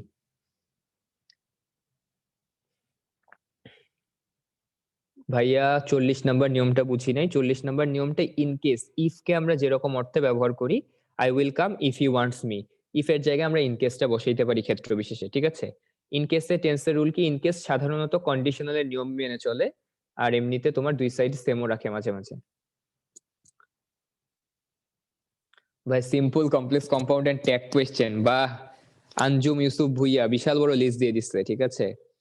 কন্ডিশনের ওয়ানের লাস্টটা বুঝি নাই। আচ্ছা, কন্ডিশন ওয়ানের লাস্টে চলে যাই, তাইলে একটা একটা করে আসি। কন্ডিশন ওয়ান কোথায় ছিল? এই যে কন্ডিশন ওয়ানের লাস্টটা দেখো, উই শ্যাল ভিজিট হার, আমরা তাকে দেখতে যাব যদি আমরা সময় পাই। এখানে ফিউচার টেন্স, এখানে প্রেজেন্ট টেন্স থাকবে, এটাই তো স্বাভাবিক। ভাই এতগুলো রুলস মনে রাখার টিপস দেন। টিপস জানতে চাও তোমরা? যদি টিপস জানতে হয় তাহলে একদম এমন টিপস দিব, শুনো। এইটা যদি মনে রাখতে চাও, খুবই একটা শর্টকাট আছে, শুনতে চাও কিনা বলো? শুনতে চাও সবাই কি শর্টকাট? হ্যাঁ, 40টা রুল যদি পড়তে চাও, মানে মনে রাখতে চাও, তাহলে কি করতে হবে? তোমাদের 40টা রুল প্রথম থেকে শেষ পর্যন্ত ভালো করে মেমোরাইজ করতে হবে, বেশি বেশি পড়তে হবে, তাইলে মনে থাকবে। কি পছন্দ হয়েছে আমার টিপস? হার্ট ব্রোকেন দিয়ে দিছে। না, এটার থেকে ভাই ভালো আর কি টিপস দিব বলো? আরে পছন্দ না করলে কি করার বলো, আমি তো সুন্দর সাজেশন দিলাম। দেখো 40টা রুলস প্রথম থেকে শেষ পর্যন্ত। আরো সাজেশন দেই, এই যে আমি স্লাইডটাকে একটু কমাই দেই তোমাদেরকে, আসো স্লাইডটা কমাই দেই তোমাদেরকে। ঠিক আছে? এত স্লাইড তো পড়ার দরকার নেই, স্লাইডটা কমাই দেই। ঠিক আছে? দিব কি না? স্লাইড কমাই দিব? এখন আবার বলতেছে না স্লাইড কমাই দিয়েন না। আচ্ছা দেখো, স্লাইডের কোন অংশগুলো পড়বা।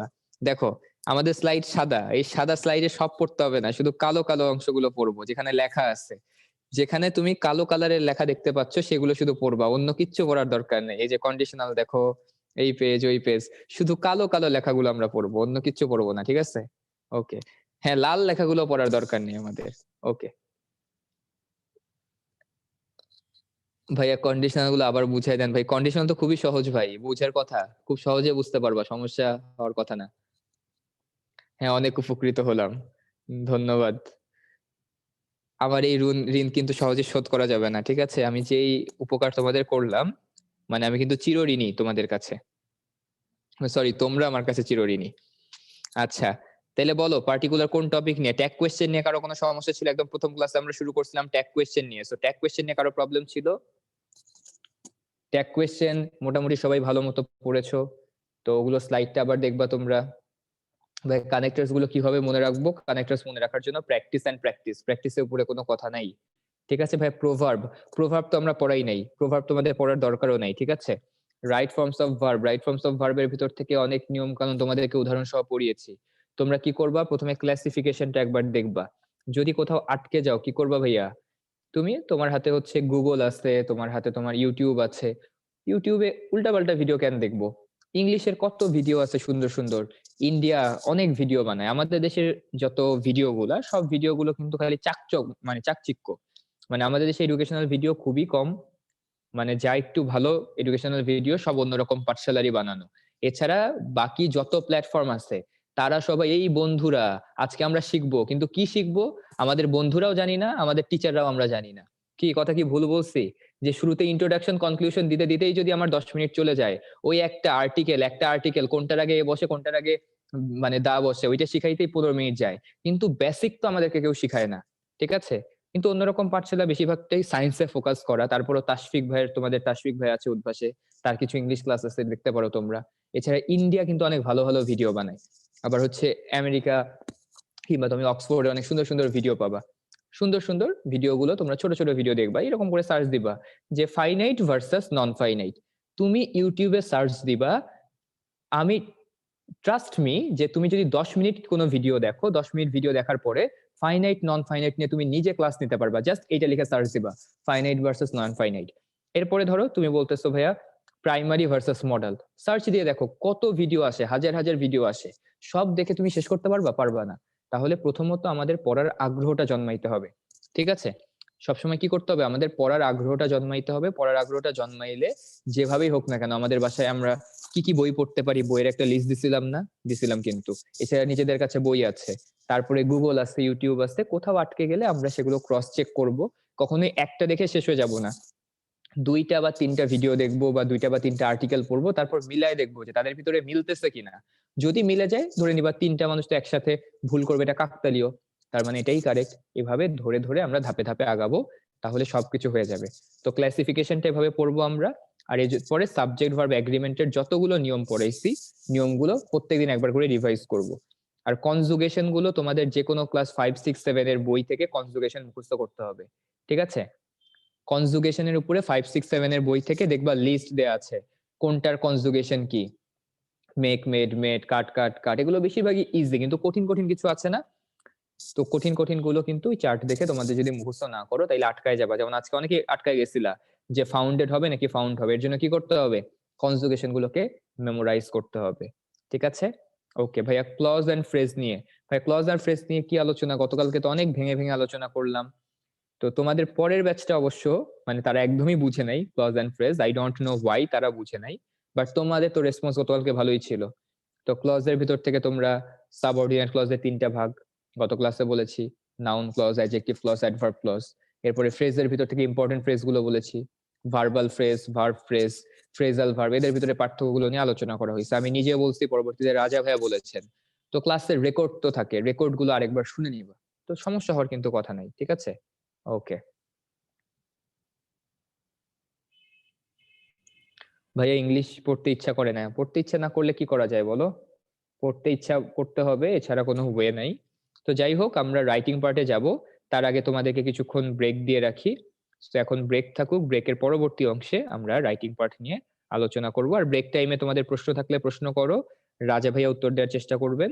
এখন বাজে আমাদের 3:49, উইল ব্যাক এগেইন এট 3:55। আর এর পরবর্তীতে আমরা কিভাবে আমাদের ফ্রি হ্যান্ড রাইটিং কে আরো আপগ্রেড করা যায় সেটা নিয়ে আলোচনা করব। তো রাজা ভাইয়া যদি কোনো প্রশ্ন থাকে একটু উত্তর করতে পারি আমরা। আচ্ছা, আমি একটা ফিমার প্রশ্নের উত্তর দিই। ফিমা 3বার একই প্রশ্ন জিজ্ঞেস করছে। ওই যে কালেকটিভ নাউনের দি ফ্যামিলি যদি থাকে, একতাবদ্ধ বোঝায়, তাহলে সিঙ্গুলার হয় যখন নাউনটা, তাহলে কি ভার্ব কি প্লুরাল হয়? আরে পাগল, ভার্বের কি এক বচন বহু বচন আছে? হুম, এক বচন বহু বচন আছে শুধু। যা, ভিডিওটা গেল নাকি আমার? মাসুদ ভাই, মাসুদ ভাই, জি ভাইয়া। আমাকে কি শোনা যাচ্ছে? জি ভাই, শুনে যাচ্ছে।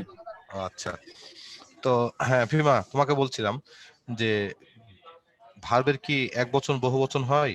এক বচন বহু বচন হয় শুধু নাউন বা প্রোনাউনের। ভার্বের শেষে যখন আমরা এস বাই এস যোগ করি, ওটাকে এস বাই এসই বলে, যেটাকে ভার্বের এস ফর্ম বা ইএস ফর্ম বলে। ওটা এক বচন বহু বচন বলে না। হ্যাঁ, তোমার সাবজেক্ট যদি একতাবদ্ধ বোঝায় কোনো কালেকটিভ নাউন, তার ভার্বের শেষে এস বাই এস যোগ হয়। আচ্ছা, আরেকজন প্রশ্ন করছিলা, নামটা এক্স্যাক্টলি আমার মনে আসতেছে না, রাকিন হয়তো বা হইতে পারে, যে ভাইয়া প্রভার্বে কি এস বাই এস যোগ করা যায়? হ্যাঁ, প্রভার্বে এস বাই এস যোগ করা হয়। যেমন তোমাকে বলে অল ইজ ওয়েল, এখানে যদি একটা মূল ভার্ব বসতো তাহলে এস ফর্মে বসতো। হুম, এটা প্রভার্বেও এস বাই এস যোগ করা হয়, এটা ব্যাপার না, যদি থার্ড পারসন সিঙ্গুলার নাম্বার হয়ে থাকে। আচ্ছা, আর কোনো প্রশ্ন যদি তোমাদের থেকে থাকে গুরুত্বপূর্ণ, তাহলে ইনশাল্লাহ অ্যান্সার দেবো আমি।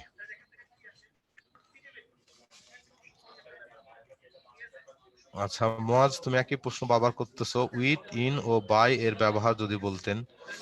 মুয়াজ, এগুলো তো উইথ, ইন আর বাই এর ব্যবহার তো এভাবে একসাথে এতগুলো এইভাবে বলা যাবে না। তো ঘটনা হচ্ছে যে তোমাকে প্রথমে উইথ, কিসের কিসের সাথে উইথ দ্বারা কি বোঝায়, কিসের কিসের সাথে উইথ এর ইউজ হয়, এরকম একটা একটা একটা করে ধরে ধরে বাক্য লিখে শিখতে হবে।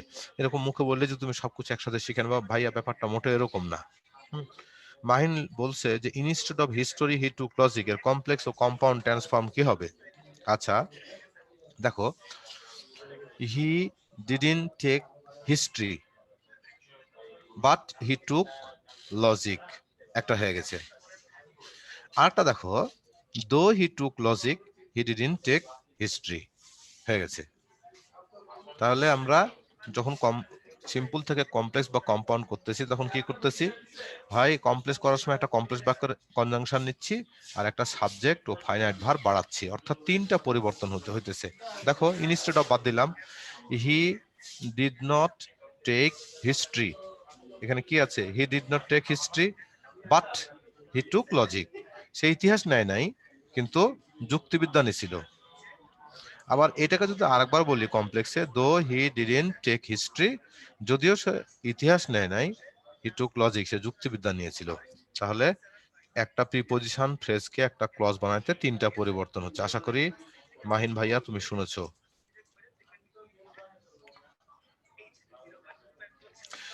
কেডা ইস্তাক বলছে, ভাইয়া কন্ডিশনালের চারটা আবার একটু বুঝাইয়া দেন ভাইয়া। ও হ্যাঁ, একটা গুরুত্বপূর্ণ জিনিস মনে পড়ছে, তোমরা যে শুনছো zero conditional, first conditional, second conditional এবং থার্ড কন্ডিশনাল, তোমরা জানো যে জিরো কন্ডিশনাল দুই পাশে প্রেজেন্ট থাকে, একটা ইফ থাকে। আর ফার্স্ট কন্ডিশনাল এক পাশে প্রেজেন্ট থাকে, এক পাশে ফিউচার থাকে। আবার সেকেন্ড কন্ডিশনে এক পাশে পাস্ট থাকে, আর এক পাশে কি থাকে, উড, কুড, মাইট দিয়ে বেস ফর্ম থাকে। তো আর একটা হচ্ছে থার্ড কন্ডিশন। তো একজন একটা গুরুত্বপূর্ণ প্রশ্ন করছিল, আমার খুবই ভালো লাগছে প্রশ্নটা, আমার নামটা হয়তো আমার মনে আসতেছে না। যদি এরকম স্ট্রাকচার না থাকে, নামটা হয় রাইসা হবে, আর না হয় ফিমা হবে, না হয় মাইশা হবে, এই দুই তিন জনের ভিতরে হয়তো হইতে পারে, আমি এক্স্যাক্টলি মনে নাই। আমার কাছে খুব ভালো লাগছে প্রশ্নটা। কন্ডিশনাল যে চারটা তোমরা পড়ছো, zero condition, first condition, third condition, এই কন্ডিশনালের বাইরে যদি স্ট্রাকচার থাকে, তাহলে ধরে নিবা যে ওইটাকে আর কন্ডিশন বলা যাবে না। আমি তোমাদেরকে একটা বাক্য বলে শোনাচ্ছি, দেখো। মনে করো যে এয়ারপোর্টে একটা সুন্দর মেয়ে ফ্লাইট থেকে নেমেছে, সেই জায়গাতে একটা কাস্টম অফিসার গিয়ে মেয়েটাকে বলতেছে যে, ma'am, if you will stop, I would check your bag. দেখো, আমরা কিন্তু first condition, third condition, second condition, zero condition, কোনো কন্ডিশনে আমাদের কিন্তু উইল নাই। অথচ ওই কাস্টম অফিসার ওই ভদ্র মহিলাটাকে বলতেছে যে, ma'am, if you will stop, I will check your bag. এটা কন্ডিশন না, এটা হচ্ছে একটা পোলাইট রিকোয়েস্ট। সুতরাং আজকে যে প্রশ্নটা করছিলাম যে ভাইয়া কন্ডিশন যদি চারটা স্ট্রাকচারের বাইরে থাকে, আমি তাকে আন্তরিকভাবে ধন্যবাদ জানাচ্ছি। এই চারটা স্ট্রাকচারের বাইরে থাকলে কোনোটা সাজেশন হয়, আবার কোনোটা রিকোয়েস্ট হয়, তখন আর এটাকে কন্ডিশন বলা যায় না। আশা করি উত্তরটা পেয়েছো। আচ্ছা,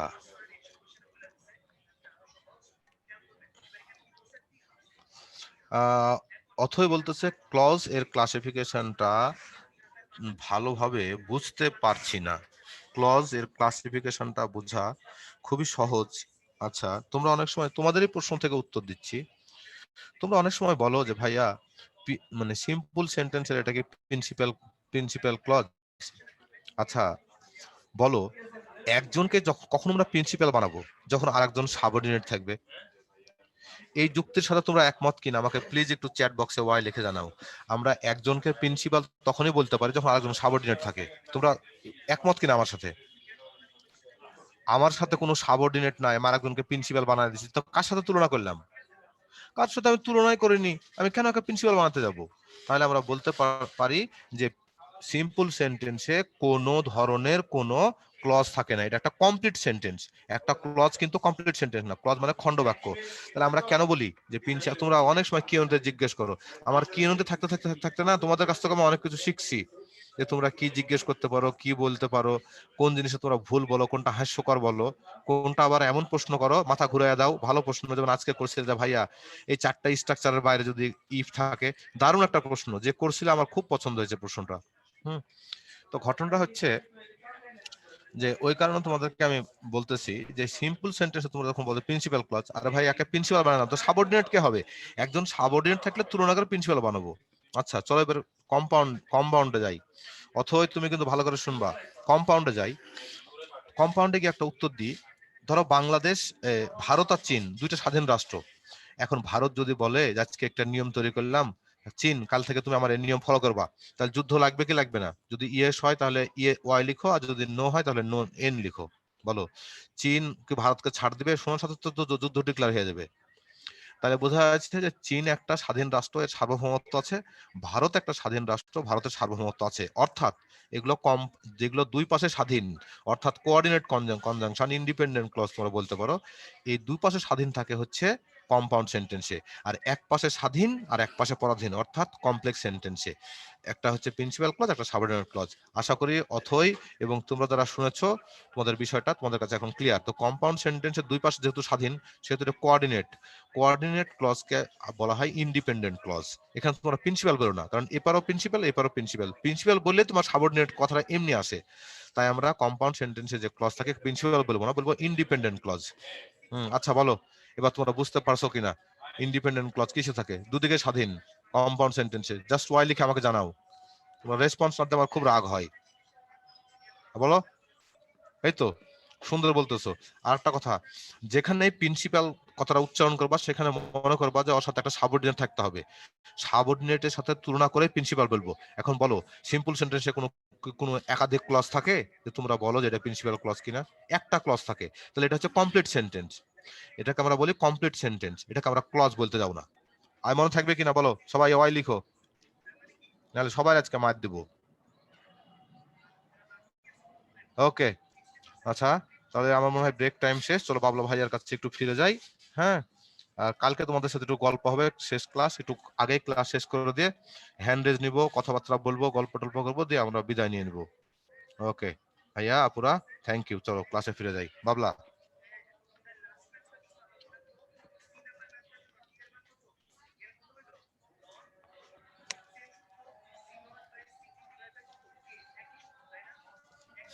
আচ্ছা, আমি জয়েন করছি, আমার একটু মনে হয় ডিভাইসের প্রবলেম, আমি জয়েন দিচ্ছি। আচ্ছা আচ্ছা আচ্ছা বাবা, তাহলে আমি আর কয়েকটা প্রশ্নের উত্তর দেওয়া আছে কিনা আমি দিচ্ছি, তুমি একটু দেখো।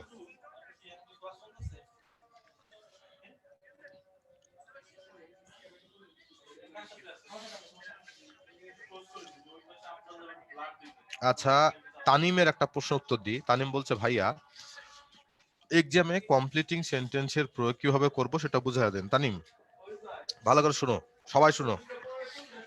তুমি যখন একটা ক্লজ মার্কার দেখতে পাবা তখন তুমি জাম করে সিদ্ধান্ত আসবা। এই সবাই শুনতেছো কি? আমাকে ওয়াই লিখে জানাও। যখন তোমরা একটা কমপ্লেক্স ক্লজ মার্কার অর্থাৎ কমপ্লেক্স এবং কম্পাউন্ডের চিহ্নগুলোকে বলা হয় ক্লজ মার্কার। যখনই তোমরা ক্লজ মার্কার দেখতে পাবা তখনই জাম করে সিদ্ধান্ত আসবা বাক্যটা হয় কমপ্লেক্স হবে না হয় কম্পাউন্ড হবে। এখন কমপ্লেক্স বাক্যের চিহ্ন আছে নাকি কম্পাউন্ড বাক্যের চিহ্ন আছে, এটা মানে নির্ণয় করার দায়িত্ব কিন্তু ভাইয়া আপনার তোমাদের। আমাকে শোনা যাচ্ছে? হ্যাঁ ভাইয়া শোনা যাচ্ছে। ওকে ভাইয়া, থ্যাংক ইউ, ব্রেক টাইম শেষ। ওকে, তাহলে চলো আমরা এখন যাব আমাদের রাইটিং পার্ট নিয়ে কিভাবে ভালো করা যায়। তো রাইটিং পার্ট নিয়ে ভালো করতে গেলে বেশ কিছু সাজেশন তোমাদের উদ্দেশ্যে দিব, তো একটা একটা করে শুরু করি। তো প্রথমত আমরা, তোমাদের মনে প্রশ্ন যে ভাইয়া ইমেইল কিভাবে লিখবো, কিভাবে আমরা সিভি লিখবো, কিভাবে বা কিভাবে আমরা সামারি লিখবো, কিভাবে প্যারাগ্রাফ, কিভাবে কম্পোজিশন লিখবো, প্রশ্নের তো শেষ নেই। তো দেখি আমরা হচ্ছে প্রথমত যদি চলে আসি, যে কোনো রাইটিং পার্ট লেখার টাইমে কখনোই সাজেশনের আশায় বসে থাকবা না, কখনোই মুখস্থ করবা না। কিছু পার্টিকুলার মানে বিষয় যদি মাথায় রাখো, কিছু পয়েন্ট যদি মাথায় রাখো, তাহলে অটোমেটিক্যালি যে কোনো কিছু আসুক না কেন অ্যান্সার করতে পারবা। সো প্রথম তোমাদের উদ্দেশ্যে যে সাজেশনটা, অবশ্যই সহজ ও বোধগম্য ভাষা ব্যবহার করতে হবে। সহজ ও বোধগম্য ভাষা। তাহলে সহজ ও বোধগম্য ভাষা তো বাংলায় বললেন ভাই, ইংলিশে এটাকে কেমনে লিখবো? তো মাথায় রাখবো, ইংলিশে সবসময় সিম্পল সেন্টেন্স ব্যবহার করে ছোট ছোট বাক্যে একটা রাইটিং পার্ট করার চেষ্টা করব। ঠিক আছে? তোমার মাথায় যদি ধরো একটা পয়েন্ট আছে, ধরো করোনা ভাইরাস নিয়ে তোমাকে কি করতে দিল, করোনা ভাইরাস নিয়ে তোমাকে প্যারাগ্রাফ লিখতে দিল। তো তুমি প্রথমেই যদি ইংলিশে শুরু করতে যাও, জীবনেও শুরু করতে পারবে না, জীবনেও লিখতে পারবে না। কি করতে হবে, যারা কিছু এক্সট্রাঅর্ডিনারি স্টুডেন্ট আছি, যারা এমনিতেই পারবো, কিন্তু আমার মতো যারা একটু দুর্বল আছো, তাদের কি করতে হবে, প্রথমত খাতার লাস্ট পৃষ্ঠায় যে তুমি পেন্সিল দিয়ে যেভাবে রাফ করে ওভাবে ছোট ছোট পয়েন্ট করবা, যে করোনা ভাইরাসের উৎপত্তি, ভাইয়া উৎপত্তি কোথা আপনার থেকে মনে হয় হয়েছে। স্ক্রিন শেয়ার করেন না আপনি? স্ক্রিন শেয়ার দেখা যাচ্ছে না ভাইয়া? জি না ভাইয়া। আচ্ছা,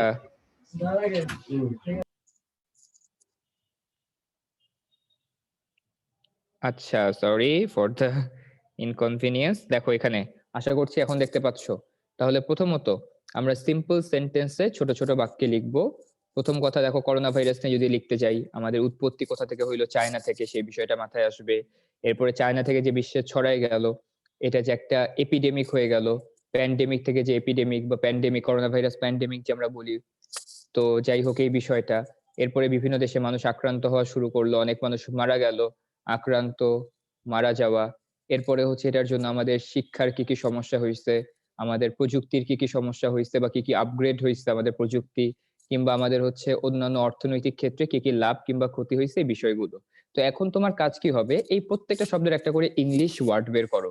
উৎপত্তি এটা কি, অরিজিন, তাই না? আমরা এটাকে বলি হচ্ছে অরিজিনেট, মানে উৎপত্তি। ছড়ায় যাওয়া তার মানে কি, স্প্রেড গেল। এরপরে কি, আক্রান্ত তার মানে হচ্ছে এফেক্টেড। আমরা বলি না করোনা ভাইরাসে আক্রান্ত মানুষ কত, তাইলে হচ্ছে করোনা ভাইরাসে আক্রান্ত কতজন, আমরা বললাম হচ্ছে কি বলে, পিপল এফেক্টেড বাই কোভিড-19। তারপর কত মানুষ মারা গেল, আমরা লিখলাম হচ্ছে ডেড। তারপরে যদি শিক্ষার কথায় আসি, তাহলে এডুকেশন, টেকনোলজি, ইকোনমি, এগুলো তো বাই ডিফল্ট মাথায় আসবে।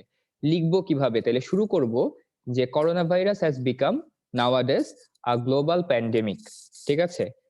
It is originated from China back in 2019। তাহলে এটা থেকে সুবিধা কি হবে, তুমি একটা সিকোয়েন্স মেনটেন করতে পারবা, তুমি একটা গল্পের মতো করে সাজাতে পারবা। কিন্তু কখনোই তুমি যদি লিখতে যাও, প্রথমে এক লাইন লিখে বসে থাকবা, মাথায় কিছু আসবে না। তো মাথায় আগে বাংলা ভাষায়, তোমার নিজের মাতৃভাষায়, যেটাতে আমরা বলতে স্বাচ্ছন্দ্য বোধ করি, সেটা এরকম ছোট ছোট পয়েন্ট করে সাজাবো। সেগুলোকে ইংলিশ টার্ম দিয়ে আমরা রিপ্লেস করব, তারপরে সেটা দিয়ে এক একটা করে বাক্য গঠন করব। তাহলে ইজিলি, কিন্তু ধরো মনে করো তোমার কমন পড়ে নাই, কিচ্ছু কমন পড়ে নাই, তারপরে তুমি এই স্ট্র্যাটেজিটা ফলো করে অ্যাটলিস্ট 5 থেকে 6টা লাইন তো লিখতে পারবা। একটা কথা আছে না, নাই মামার চেয়ে কানা মামার ভালো। তাহলে 0 পাওয়ার থেকে তোমাকে যদি কেউ 5 দেয় 10-এর ভিতরে, 5 পাওয়া তো খারাপ। আর যারা ভালো মতো মনে রাখতে পারবে তাদের তো খুবই ভালো। তাইলে এখানে দেখো, অবশ্যই আমাদের একটা সুন্দর টাইটেল দিতে হবে, আমাদেরকে প্যারা করতে হবে, এই বিষয়াদিগুলো কিন্তু লেখা আছে। তার মানে একই বক্তব্যের পুনরাবৃত্তি করব না। যেমন আমরা কি করতাম, সৃজনশীল প্রশ্নতে যদি আসে যে অমুক ঘটনাটা, ধরো মুক্তিযুদ্ধের উপরে একটা সৃজনশীল প্রশ্ন আসছে, তো বলা হয়েছে তোমাকে 1971 সালে আমাদের মুক্তিযুদ্ধের তাৎপর্য ব্যাখ্যা করো। তো ছেলে পেলে সৃজনশীল কেমনে লেখে, ফার্স্ট এক লাইন লেখে যে আমাদের জাতীয় জীবনে মুক্তিযুদ্ধের গুরুত্ব অপরিসীম, মুক্তিযুদ্ধের এই অপরিসীম গুরুত্বের কথা নিজে তথ্য আকারে ব্যাখ্যা করা হলো। তারপরে 2 থেকে 3 লাইন লেখার পরে বলবে কি, মুক্তিযুদ্ধের তাৎপর্য বলে শেষ করার মতো না। এরপর আবার 2 থেকে 3 লাইন, লাস্টে যে বলবে ওই যে এছাড়াও আমাদের আরো অনেক মুক্তিযুদ্ধের তাৎপর্য আছে, অনেক গুরুত্ব আছে। লাস্টে যে লিখবে, উপরে উল্লেখিত কারণে আমরা বলতে পারি মুক্তিযুদ্ধের গুরুত্ব অপরিসীম। তো এরকম করে পৃষ্ঠা ভরায়। তো তোমার কি মনে হয় এগুলো লিখে নাম্বার পাওয়া যায়? করে কি করে না পোলাপান, বলো? ভাই আমরা এরকম অ্যান্সার দেই না, বাপ রে বাপ। বলতে পারো আমি ভাই, তোমরা তো এখনই দেখা যায় দলবদ্ধ হয়ে গেছো, আমার বিরুদ্ধে কোনো ষড়যন্ত্র করতেছো নাকি তোমরা? একসাথে দলবদ্ধ হয়ে বলতেছে আমরা এরকম করি না। ভাই এত কনফিডেন্স যে আমরা করি না কেন? তুমি কি নিশ্চিত যে কেউ করে না? একজন তো লিখছে ভাই আমার একটা ফ্রেন্ড করে, আমি শিওর ওই ছেলে নিজে নিজে করে, কিন্তু বলতে লজ্জা পাইছে দেখে বলছে আমার ফ্রেন্ড করে। আমি শিওর ওর কোনো ফ্রেন্ড না, ওর ফ্রেন্ড করলে তো বলবে না ওকে। ওই নিজে এরকম করে, এখন হচ্ছে সেটা লুকানোর জন্য আমাকে বলতেছে ভাই আমার ফ্রেন্ড এরকম করে। ধরা পড়ে গেছে কিন্তু। নামটা কি দেখি একটু খুঁজে বের করি, নামটা কি? আচ্ছা, একজন লিখছে ভাই আমিও করি, বাহ মাশাআল্লাহ। একজন লিখতেছে ভাই সামটাইমস। ওরে, তাহলে এগুলো কি করা যাবে? এগুলো অ্যাভয়েড করতে হবে, ঠিক আছে? তাইলে সুন্দর ছোট ছোট কথায়, অল্প অল্প কথায় আমাদেরকে প্রকাশ করতে হবে মনের ভাবটা। যেমন ধরো তুমি কারোর সাথে কফি খাইতে গেছো, তুমি তোমার মনের ভাব প্রকাশ করতে চাচ্ছ, তার মানে কি বক বক করবা নাকি অনেকক্ষণ চুপ থেকে একটা একটা করে কথা বলবা? কোনটা করবা?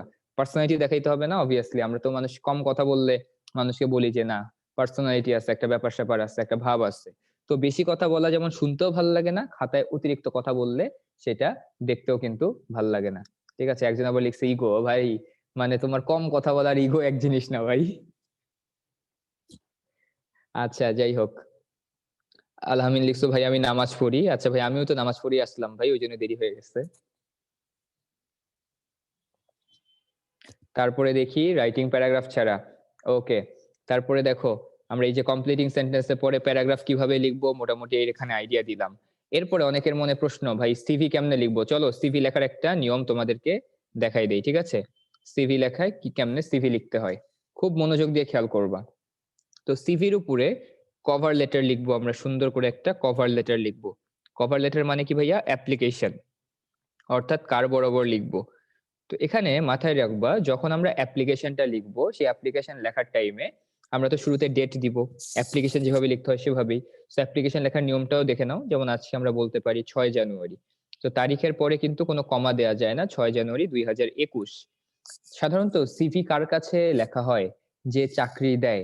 বলো তো একটা কোম্পানির চাকরি দেয় কে? আমরা বেশিরভাগ জায়গায় ভুল প্র্যাকটিস করা হয়। বলো একটা কোম্পানির চাকরি দেয় কে? ম্যানেজার বললেই হলো। এমডি মানে বুঝো? আমরা যে বলি এমডি, এমডি মানে বুঝো আমরা? সিও মানে বুঝো? সিও আর এমডি হচ্ছে একটা কোম্পানির সবচেয়ে বড় পোস্ট। কখনো কোনো কোম্পানির মালিক কখনো হচ্ছে চাকরি দিতে আসে, তাদের কিন্তু তার নিচে আরো পার্সোনাল থাকে যারা সেই রিক্রুটমেন্ট করে। ভাইবা বোর্ডে অনেক সময় মালিক থাকতেও থাকতে পারে, না থাকলেও নাই। তাহলে কি মালিকের আর কাজ নাই? তার কাছে কি সবাই চাকরির জমা দিবে? তাহলে এই ব্যবহারগুলো আমাদের ভুল। তো আমরা এই জন্য শুধুমাত্র দা ম্যানেজার অনেকে লিখতে পারি, তাও ম্যানেজার অনেক রকমের হয়। কিন্তু তোমাদের জানার উদ্দেশ্যে বলে রাখতেছি, চাকরির অ্যাপ্লিকেশন সাধারণত এইচআর ম্যানেজার বরাবর করতে হয়। কার কাছে করতে হয়? HR manager. তার মানে ম্যানেজার অনেক জায়গায় থাকে, অ্যাকাউন্টস এর একজন থাকে, একজন ধরো মনে করো তোমার অডিটের একজন থাকে, যে হিসাব নিকাশ করে, তাকে তো চাকরির সিভি পাঠায় লাভ নাই। তো এইচআর এর কাজ কি? মানুষজনকে নিয়ে। এটার ফুল ফর্ম কি? Human resource. তার মানে মানব সম্পদ ব্যবস্থাপক যাকে বলা হয়। তাহলে 6 জানুয়ারি 2021 আমরা লিখলাম হচ্ছে এইচআর ম্যানেজার। তারপরে আমরা হচ্ছে একটা সাবজেক্ট লিখবো। কি লিখবো? সাবজেক্ট লিখবো। এখানে সুন্দর করে লিখে নিবা। ধরো কি হইতে চাও? মনে করো যে তুমি কি হইতে চাও? তুমি হচ্ছে উদ্ভাসের টিচার হইতে চাও। তাইলে তুমি উদ্ভাসের এইচআর ম্যানেজারের কাছে এই অ্যাপ্লাইটা করলা। তো এখানে কি লিখবা? Application for the post of an English teacher. English teacher বললে আবার বেশি ইয়া হয়ে ইংলিশ ইনস্ট্রাক্টর বলি, ঠিক আছে? English instructor, application for the post of an English instructor. বাস কথা শেষ। সাবজেক্টটা লিখলাম, এরপরে স্যার। এখানে তো অত কিছু কথা না স্যার, এখানে জাস্ট 2টা লাইনে শেষ করে দিবা। মনে করবা বেশি কথা বললেই যে স্যারকে পটাইতে পারো, ব্যাপারটা এরকম না। Sir I want to apply for the post of an English instructor published on, না কি বলে, বেসড অন, এখানে লিখবা হচ্ছে based on the advertisement published in your website, published in your website, ঠিক আছে? তারপর তুমি লিখবা হচ্ছে I am quite qualified for this and would like to join you heartfully, এরকম ব্লা ব্লা ব্লা কথা বলে দিলা। তারপরে লাস্টে সিনসিয়ারলি yours এভার যা যা বলা লাগে বললা। তো 2 থেকে 3 লাইনে এখানে আমরা একটা কি করলাম? কভার লেটার লিখে ফেললাম। কি সিভির কভার লেটার। কভার লেটার লেখা শেষ, সবসময় মাথায় রাখবা আমরা খাতার বাম পৃষ্ঠায় কভার লেটারটা লিখবো। কোন পৃষ্ঠায়? অবভিয়াসলি লেফট সাইডে কভার লেটার লিখবো। লেফট থেকে যদি রাইটে চলে যাও তুমি, টিচার কিন্তু তোমার মার্ক ডিডাক্ট করে দিবে। তো দেখো এতটুকু গেল। এর পরবর্তী তোমার কি করতে হবে? এর পরবর্তী তোমার একটা সিভি লিখতে হবে। তো সিভিতে যদি চলে যাই, এখন খেয়াল করো সিভিতে কি কি লিখবো। তো সিভি অনেকভাবে লেখা যায়, তো খুব ভালো মতো খেয়াল করো। আমরা সিভির আরেকটা সমার্থক শব্দ আছে, তাই না? সিভির সমার্থক শব্দটা বলো তো। একটা বায়োডাটা, ভেরি গুড। আরেকটা সমার্থক শব্দ কি হতে পারে বলো? Very good. এটার উচ্চারণ কি বলো? এটার উচ্চারণ কি? রিজিউম। এটার উচ্চারণ কি রিজিউম না? এটার উচ্চারণ রিজিউম না, এটার উচ্চারণ রেজুমে। উচ্চারণ কি? রেজুমে। তাহলে এখন দেখো সিভি, বায়োডাটা, রেজুমে, পার্থক্য কোথায় মাথায় রেখো। দেখো তাহলে বায়োডাটা মানে জীবন বৃত্তান্ত, সিভি মানে তোমার কারিকুলাম ভিটা। তোমার এখানে তোমার সিভিতে এবং বায়োডাটা এটা মোর অর লেস সেম, কিন্তু রেজুমের সাথে সিভির খানিকটা পার্থক্য আছে। মাথায় রাখবা সিভি অনেক পৃষ্ঠার হইতে পারে, সেই জন্য আমাদেরকে মেনশন করে দেয় যে your CV must not exceed 1 page. মাথায় রাখো যে সিভি অনেক পেজ হইতে পারে। সিভি তুমি 5 পেজ লিখতে পারো, 6 পেজ লিখতে পারো, 7 পেজ। এমনও সিভি আছে যারা একটা ফোল্ডার বানায়, একটা আলাদা ফাইল বানায়, মিনিমাম 100 পেজের মতো তার সিভি। অনেকে আছে না যে আমরা কোনো একটা ওয়ার্কশপ করলেই ভলেন্টিয়ার এট জাতিসংঘ, তারপর ওয়ার্কস এট ফেসবুক, এগুলো আছে না পোলাপান্ত, এগুলো কি করে? এগুলোকেও তারা ওয়ার্ক এক্সপিরিয়েন্সের ভিতর ঢুকাই দেয়। কিন্তু রেজিউমে মানে হচ্ছে তোমার গ্রাফিক্যাল একটা 1 পেজার, হাইস্ট হইলে 2 পেজার একটা তোমার সিভি, যেখানে খুব সুন্দর ওয়েতে তোমার ক্যারিয়ারের মেইন পয়েন্ট গুলো ব্যাখ্যা করা থাকে। আমরা অনেকে এরকম সিভি দেখেছি, তাই না? খেয়াল করে দেখো তো, এখানে গোল একটা বক্সের ভিতরে ছবি, এখানে সুন্দর করে নাম, এখানে মেইল আইডি লেখা থাকে, তারপরে বার চার্ট দিয়ে লেখা থাকে আমার ইংলিশে প্রফিসিয়েন্সি কেমন, বাংলার প্রফিসিয়েন্সি কেমন, হিন্দিতে প্রফিসিয়েন্সি কেমন, এরকম। তারপর আমার স্কিল কি, মাইক্রোসফট ওয়ার্ডে আমি প্রো, প্রিমিয়ার প্রোতে আমি প্রো, তারপরে আমি হচ্ছে ভালো প্রোগ্রামিং করতে পারি, কোডিং করতে পারি, এরকম গ্রাফ চার্ট দিয়ে খুব সুন্দর একটা তোমার কি করে ইলাস্ট্রেট করে মানুষ অনেকে সিভি লেখে। তো এটাকেই মেইনলি আমরা রেজিউমে বলে থাকি। কি বলি? এটাকে রেজিউমে বলে থাকি। কিন্তু আমাদের পরীক্ষায় কি আমাদের রেজিউমে লিখতে হয় না? আমাদেরকে কি লিখতে বলে? আমাদেরকে সিভি লিখতে বলে। তো মাথায় রেখো রেজিউমে এটা অনেকটা মডার্ন, এখন বর্তমানে বেশিরভাগ জায়গায় রেজিউমেটাই একসেপ্ট করে। কিন্তু এখনো সরকারি চাকরি থেকে শুরু করে ব্যাংকের চাকরি, কিংবা আমাদের বই পুস্তক, কাগজ কলম, কিংবা একাডেমিক যত জায়গা আছে সব জায়গাতে কিন্তু সিভিটাই আমাদেরকে শেখানো হয়। এবং সিভি লিখতে লিখতে একসময় তুমি রেজিউমেতে যাবা। তো সবকিছুই তো বেসিক বলে কথা আছে, তো রেজিউমে যাওয়ার আগে আমাদের সিভি লেখাটা শিখতে হবে। তো একটা পারফেক্ট সিভি কিভাবে লিখতে হয় আমি তোমাদেরকে এই পেজে একটু দেখাই দিচ্ছি, তো মনোযোগ দিয়ে খেয়াল করো। হ্যাঁ, তো সিভির উপরে তুমি এরকম করে ধরো এটা একটা পেজ, একটা পেজের ভিতরে শেষ করার চেষ্টা করবা। তো যেমন উপরে লিখলা সিভি অফ, আমার নাম দিয়ে দিলাম শাহরিয়ার বাবলা। তাহলে সিভি অফ শাহরিয়ার বাবলা এরকম করে লিখে নিচে ছোট্ট করে এখানে মেইল আইডিটা দিয়ে দিবা, শাহরিয়ার বাবলা ব্লা ব্লা ব্লা। সঙ্গত কারণে আমার মেইল আইডিটা গোপন রাখলাম এখানে। তারপরে তুমি হচ্ছে বাম দিকে অথবা ডান দিকে চাইলে একটা বক্স রাখতে পারো, যেখানে তুমি লিখে রাখবা ফটো। এখানে ফটো, এটা ঐচ্ছিক, এটা তোমার জন্য বাধ্যতামূলক না। বাধ্যতামূলক কোনটা? তোমার নেম লেখা, এটাও বাধ্যতামূলক না, এটাও ঐচ্ছিক, কারণ তুমি শুরুতে বলে দিচ্ছ সিভি অফ শাহরিয়ার বাবলা। তো তুমি এখানে চাইলে ফুল নেমটা লিখতে পারো, ফাদার্স নেম, মাদার্স নেম, এটা বাধ্যতামূলক তোমার জন্য। এছাড়া তোমার ডেট অফ বার্থটা অবশ্যই, ডেট অফ বার্থ। তারপরে হচ্ছে তোমার কি দরকার? তোমার দরকার হচ্ছে তোমার ব্লাড গ্রুপ, তারপরে হচ্ছে জেন্ডার, রিলিজিয়ান। তোমাদেরকে ভালো মতো বলছি, মাথায় রাখো ব্লাড গ্রুপ, রিলিজিয়ন এবং জেন্ডার, এই তিনটা না লিখলেও কিচ্ছু হবে না, বরং এই তিনটাকে এখন আরো ডিসকারেজ করা হয়। তার কারণ একজন প্রার্থীকে চাকরি দেয়া হবে কি দেয়া হবে না, তার সাথে তার কোন ধর্ম থেকে আসছে, কোন লিঙ্গ থেকে আসছে, তার ব্লাড গ্রুপ কি, তার কোনো সম্পর্ক নাই। সো এই তিনটা টোটালি ঐচ্ছিক, তুমি চাইলে দিতে পারো, চাইলে নাও দিতে পারো, ঠিক আছে? কিন্তু অবশ্যই তোমার ন্যাশনালিটি দিতে হবে, কারণ বাংলাদেশের সরকারি চাকরি তো আর বিদেশের কেউ করতে পারবে না। তো ন্যাশনালিটি দিবা তুমি অবশ্যই, এবং সেই সাথে এনআইডি নাম্বার অথবা পাসপোর্ট নাম্বার একটা লিখে দিবা। আর অবশ্যই তো মোবাইল নাম্বার থাকবে, তারপরে অ্যাড্রেস থাকবে, পার্মানেন্ট অ্যাড্রেস, প্রেজেন্ট অ্যাড্রেস, এগুলো তো বাধ্যতামূলক, ঠিক আছে?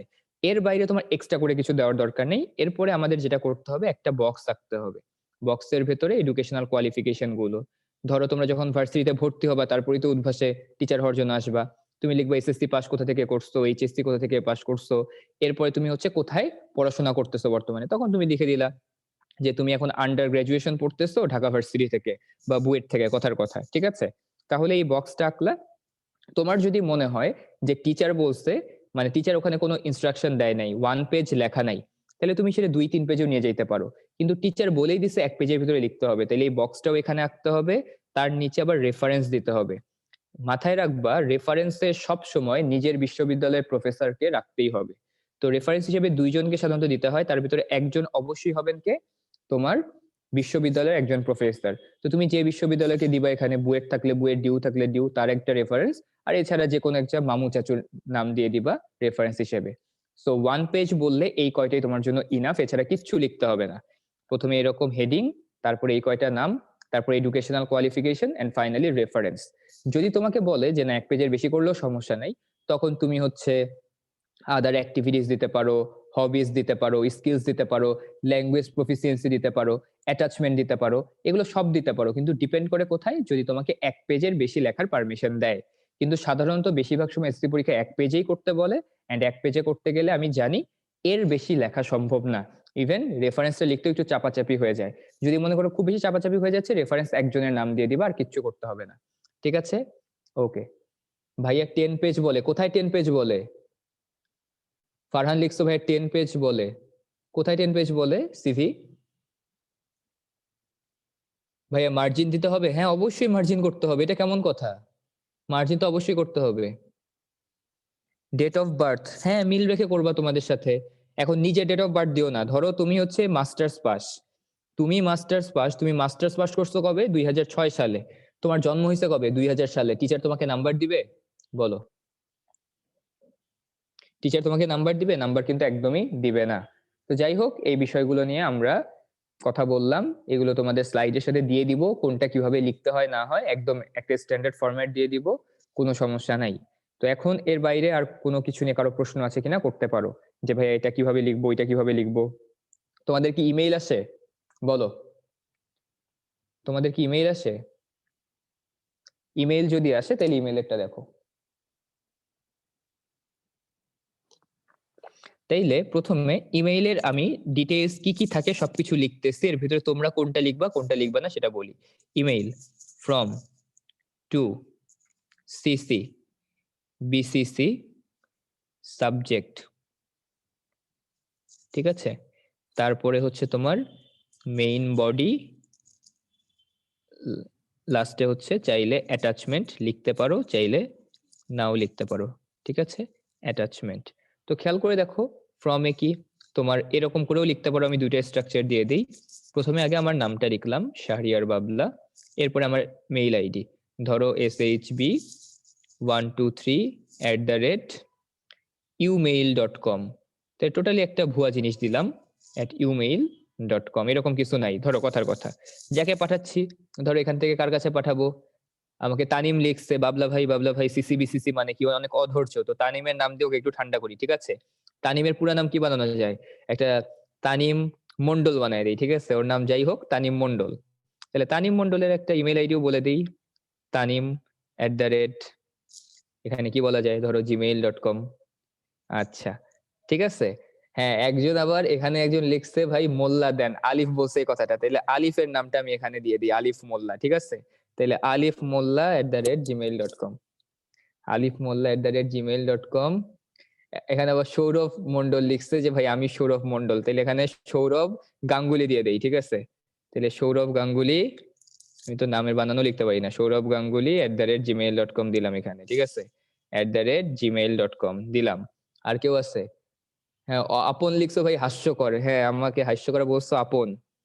হ্যাঁ, তোমার পুরো নাম দিয়ে দিলাম আপন পর, ঠিক আছে, তুমি কারো আপন কারো পর, ঠিক আছে, আপন পর @gmail.com।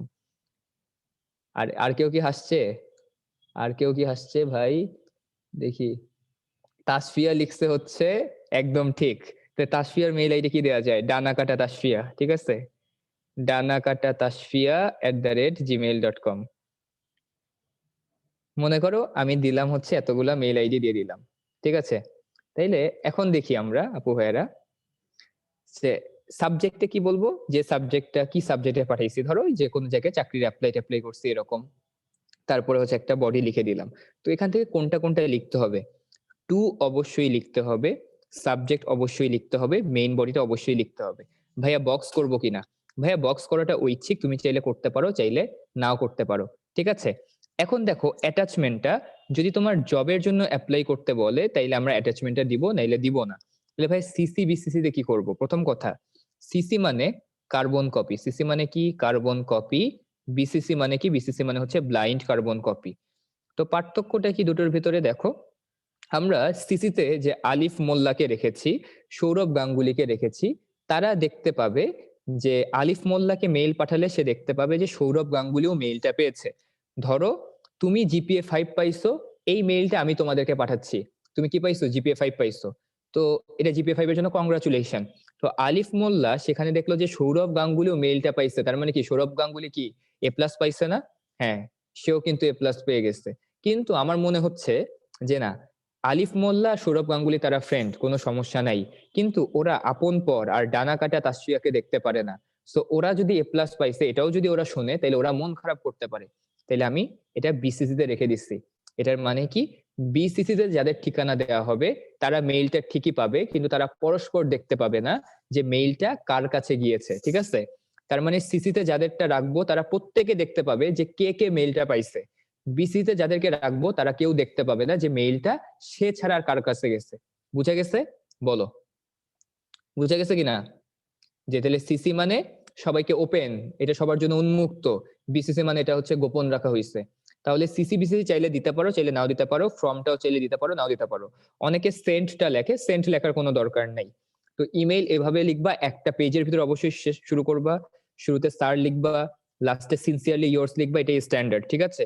এখন সব জায়গায় সিনসিয়ারলি ইয়োর্স লেখে, এটা ভাই হোক, বন্ধু হোক, বিশেষ সম্পর্কের বন্ধু হোক, কিংবা হচ্ছে তোমার টিচার হোক, কিংবা তোমার বস হোক, যে কারো কাছে সিনসিয়ারলি ইয়োর্স রাখা যায়। ওকে, তাহলে দেখো বুঝছি কিনা। ভাইয়া ডেট, ওটাই তো বললাম, সেন্টের ওখানে মানুষ টাইম এন্ড ডেট লেখে, এটা লেখার দরকার নাই। তোমরা চাইলে লিখলে নাম্বার কাটবে না, আবার লিখলেও এক্সট্রা নাম্বার দিবেও না, ঠিক আছে। ভাই সিসিবিসি কি দেওয়াই লাগবে? এই তো ঐচ্ছিক লিখে দিচ্ছি ভাই, ঐচ্ছিক, এই যে ঐচ্ছিক লিখে দিচ্ছি এখানে, হ্যাঁ। সিসিবিসিসি এটা ঐচ্ছিক, মানে অ্যাটাচমেন্ট দেওয়াটা ঐচ্ছিক।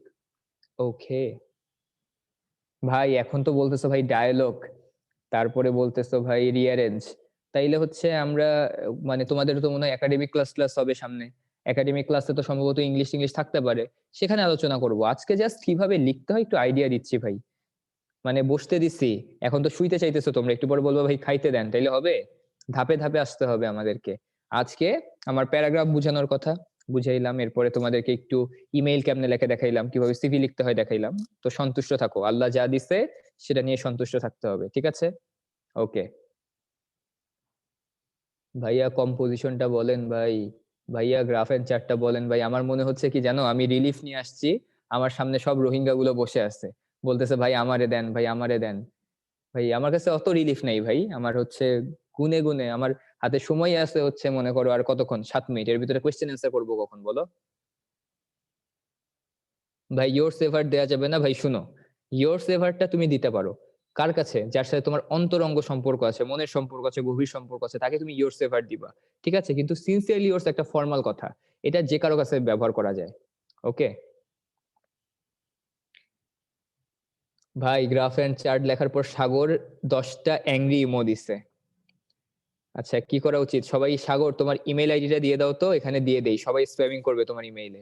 আমার কিন্তু বিশাল বাহিনী, এই যে 12 ক্লাস নেওয়ার পরে না, আজকে তো 13টা ক্লাস শেষ, মানে আমার তো তোমরা স্টুডেন্টদেরকে আমার একটা বাহিনী বলতে পারি। তো আমার বিরুদ্ধে যে ষড়যন্ত্র করবে তোমরা রুখে দাঁড়াবা না ভাইয়া? পুরা বলো, কে কে আছো আমার পিছে? অনেকে লিখতেছো ভাই নাই, বা অনেকে আমার সাথে নাই, সমস্যা নাই, আবার অনেকে ইয়েস জানাচ্ছ। ওকে ওকে, যারা আছো ধন্যবাদ। তাইলে যে আমাকে অ্যাংরি দিছো, তো সাহস থাকলে খালি মেইল আইডিটা দিয়ে দেখো, আমার বিচ্ছু বাহিনী কি অবস্থা করে দেয় তোমাকে। আবার দিয়েও দিছে মেইল আইডিটা, থাক আমি মজা করলাম। তো রাইটিং পার্টের ভিতর থেকে এই জিনিসগুলো মাথায় রাখবা, কম্পোজিশনও প্যারাগ্রাফ যেভাবে বললাম, কম্পোজিশন গুলো প্যারা করে লিখবা। আর ভাই কত পৃষ্ঠা লিখবো, কত ওয়ার্ড লিখবো, এগুলোর লিমিট বলে কিছু নেই, তোমার হাতের লেখার উপরে ডিপেন্ড করে। তো বুঝছো, আমার হাতের লেখা যেমন একটা পৃষ্ঠায় আমি 14 থেকে 15 লাইন লিখতে পারি। তো আমার হাতের লেখায় আমি হচ্ছে সবসময় 2 পৃষ্ঠা করে প্যারাগ্রাফ লিখতাম, কম্পোজিশন লিখতাম 4 পৃষ্ঠা করে। যারা দেখবা যে তাদের 14 থেকে 15 লাইন না, কিন্তু 14 থেকে 15 সেন্টেন্সের কথা বলতেছে, ঠিক আছে? 14 থেকে 15 সেন্টেন্স হয় আমার। যারা মনে করো যে না একটা পেজে তোমার 8 থেকে 10টা সেন্টেন্স হয়, তারা অ্যাটলিস্ট 3 থেকে 4 পেজ প্যারাগ্রাফ লিখবা, 7 থেকে 8 পেজ কম্পোজিশন লিখবা। বুঝা গেছে? ওকে, সেম আমিও ভাইয়া। হ্যাঁ, আমার দল অনেক ভারী। আচ্ছা, তাহলে দেখি এখন কার কি প্রশ্ন, আমরা কিছু আনমিউট করে কিছু হ্যান্ড রেজ নিতে পারি ভাইয়া মনে হয়, কয়েকজনকে একটু পারমিশন দিয়ে। মাসুদ ভাই পারমিশন দেন।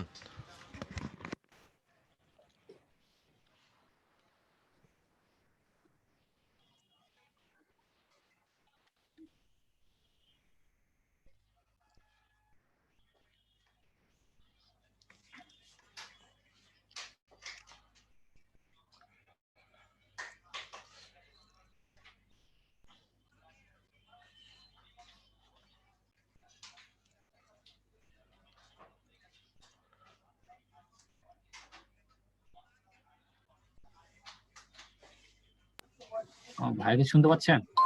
হ্যাঁ ভাই শুনতে পাচ্ছি। যে ভাই তাহলে কি আমরা কোশ্চেন আনসার নিব? হ্যাঁ, হ্যান্ড রেজ নেন, হ্যান্ড রেজ নেন। ওকে ভাই। আচ্ছা, আমি সবার হাত ধরে নামাই দিচ্ছি, যাদের কোশ্চেন আছে তোমরা শুধু তারাই হ্যান্ড রেজ করো।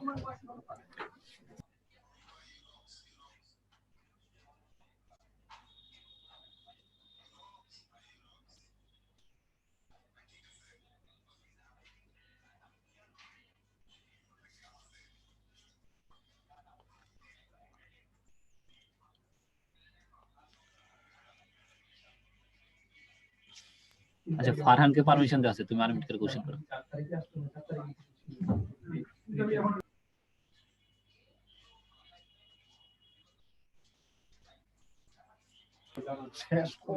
আচ্ছা, নেক্সট হচ্ছে নাফির রহমান। নাফির রহমান, তুমি আনমিউট করে কোশ্চেন করো। হ্যালো, আসসালামু আলাইকুম ভাইয়া। ওয়ালাইকুম আসসালাম। জি ভাইয়া, কমপ্লিটিং সেন্টেন্সে বোর্ড কোয়েশ্চেনের সলভগুলো করার সময় দেখা যায় যে একটা না একটা প্রভাব থাকে, প্রবাদ বাক্য। এখন আমাদের জন্য কোন কোন প্রভাব শেখা উচিত বা কোথা থেকে শেখা উচিত সেগুলো বুঝবো কিভাবে? আসলে এগুলো তো মানে যদি একটা ইউনিভার্সিটি টিচারকে গিয়ে জিজ্ঞেস করো, হ্যাঁ, যেমন ধরো ফখরুল আলম ঢাকা বিশ্ববিদ্যালয়ের ইংরেজি বিভাগের উনি অধ্যাপক এবং বাংলাদেশের সবচাইতে টপ লেভেলের একজন অধ্যাপক, দিয়ে জিজ্ঞেস করছে স্যার আমি কোন প্রভাবগুলো পড়বো, স্যারও বলতে পারবে না। তো ঘটনা হচ্ছে যে যে সমস্ত প্রভাবগুলো আমাদের জীবনে বেশিরভাগ ঘুরে ফিরে আসে, যেমন ধরো নাড়াকে আর বেলতলায় যায়, বা ঘর পোড়া গরু সিঁদুরে মেঘ দেখলে ডরাই, এরকম যে যেগুলো তুমি অনেক মানে আমাদের বাস্তব জীবনের সাথে যেগুলো সম্পৃক্ত, এরকম কিছু কথা তুমি মানুষের মুখে শুনে থাকবা। তো যেগুলো বেশিরভাগ শোনো ওই সমস্ত মানে প্রবাদগুলোর ইংরেজি মুখস্থ করার চেষ্টা করবা। এটা হচ্ছে আমার সাজেশন আর কি। হুম। ঠিক আছে ভাইয়া। আচ্ছা, ওকে ভাইয়া, থ্যাংক ইউ। নেক্সট হচ্ছে ইশরাক। হ্যাঁ, আসসালামু আলাইকুম। ওয়ালাইকুম আসসালাম ভাইয়া। ভাইয়া, ওই যে ইমেইলের অ্যাটাচমেন্টে কি লিখতে হবে, মানে যদি তুমি লিখতে চাই? তুমি অ্যাটাচমেন্ট যদি লিখতে চাও লিখবা যে for your consideration I have herewith attached. তুমি কিন্তু হেয়ার উইথ শব্দটা দিতে ভুল করলে কিন্তু ঘটনা খারাপ হবে। আবার বলছি, for your consideration I have herewith attached. তারপরে তুমি কি কি অ্যাটাচ করছো, ধরো তোমার ফটোজ, তারপরে ফটোকপিজ অফ সার্টিফিকেট, হ্যাঁ, তারপরে হচ্ছে পাসপোর্ট সাইজ ফটোগ্রাফ, তারপর হচ্ছে আইডেন্টিটি কার্ড, তারপর হচ্ছে ন্যাশনাল বার্থ সার্টিফিকেট, হ্যাঁ, যেগুলো যেগুলো অ্যাটাচ করছো তারপর বলে দিবা। আর এই অ্যাটাচমেন্টের লাইনটা লিখবা হচ্ছে লিভ টেকিং এর আগে, ওই যে ইয়ার্স ফেথফুলি ইয়ার্স লেখো না, সিনসিয়ারলি ইয়ার্স বা বেস্ট রিগার্ডস, এটা লেখার একটু উপর দিয়ে তুমি এটা লিখে দেবা। আচ্ছা ভাইয়া, থ্যাংক ইউ। ওকে হ্যাঁ, আসসালামু থ্যাংক আলাইকুম। ইউ। ওয়ালাইকুম আসসালাম। মোয়াজ, তুমি আনমিউট করে কোশ্চেন করো। আসসালামু আলাইকুম ওয়ালাইকুম আসসালাম, মজ বলো। ভাইয়া। পোল কোশ্চেন 2 এর আগে একটু যেতে হবে, আগের পেজটাতে। ভাইয়া আচ্ছা, কোন পেজ ভাইয়া বলো আবার একটু। পোল কোশ্চেন 2 এর আগের পেজটাতে। আচ্ছা, একটা minute.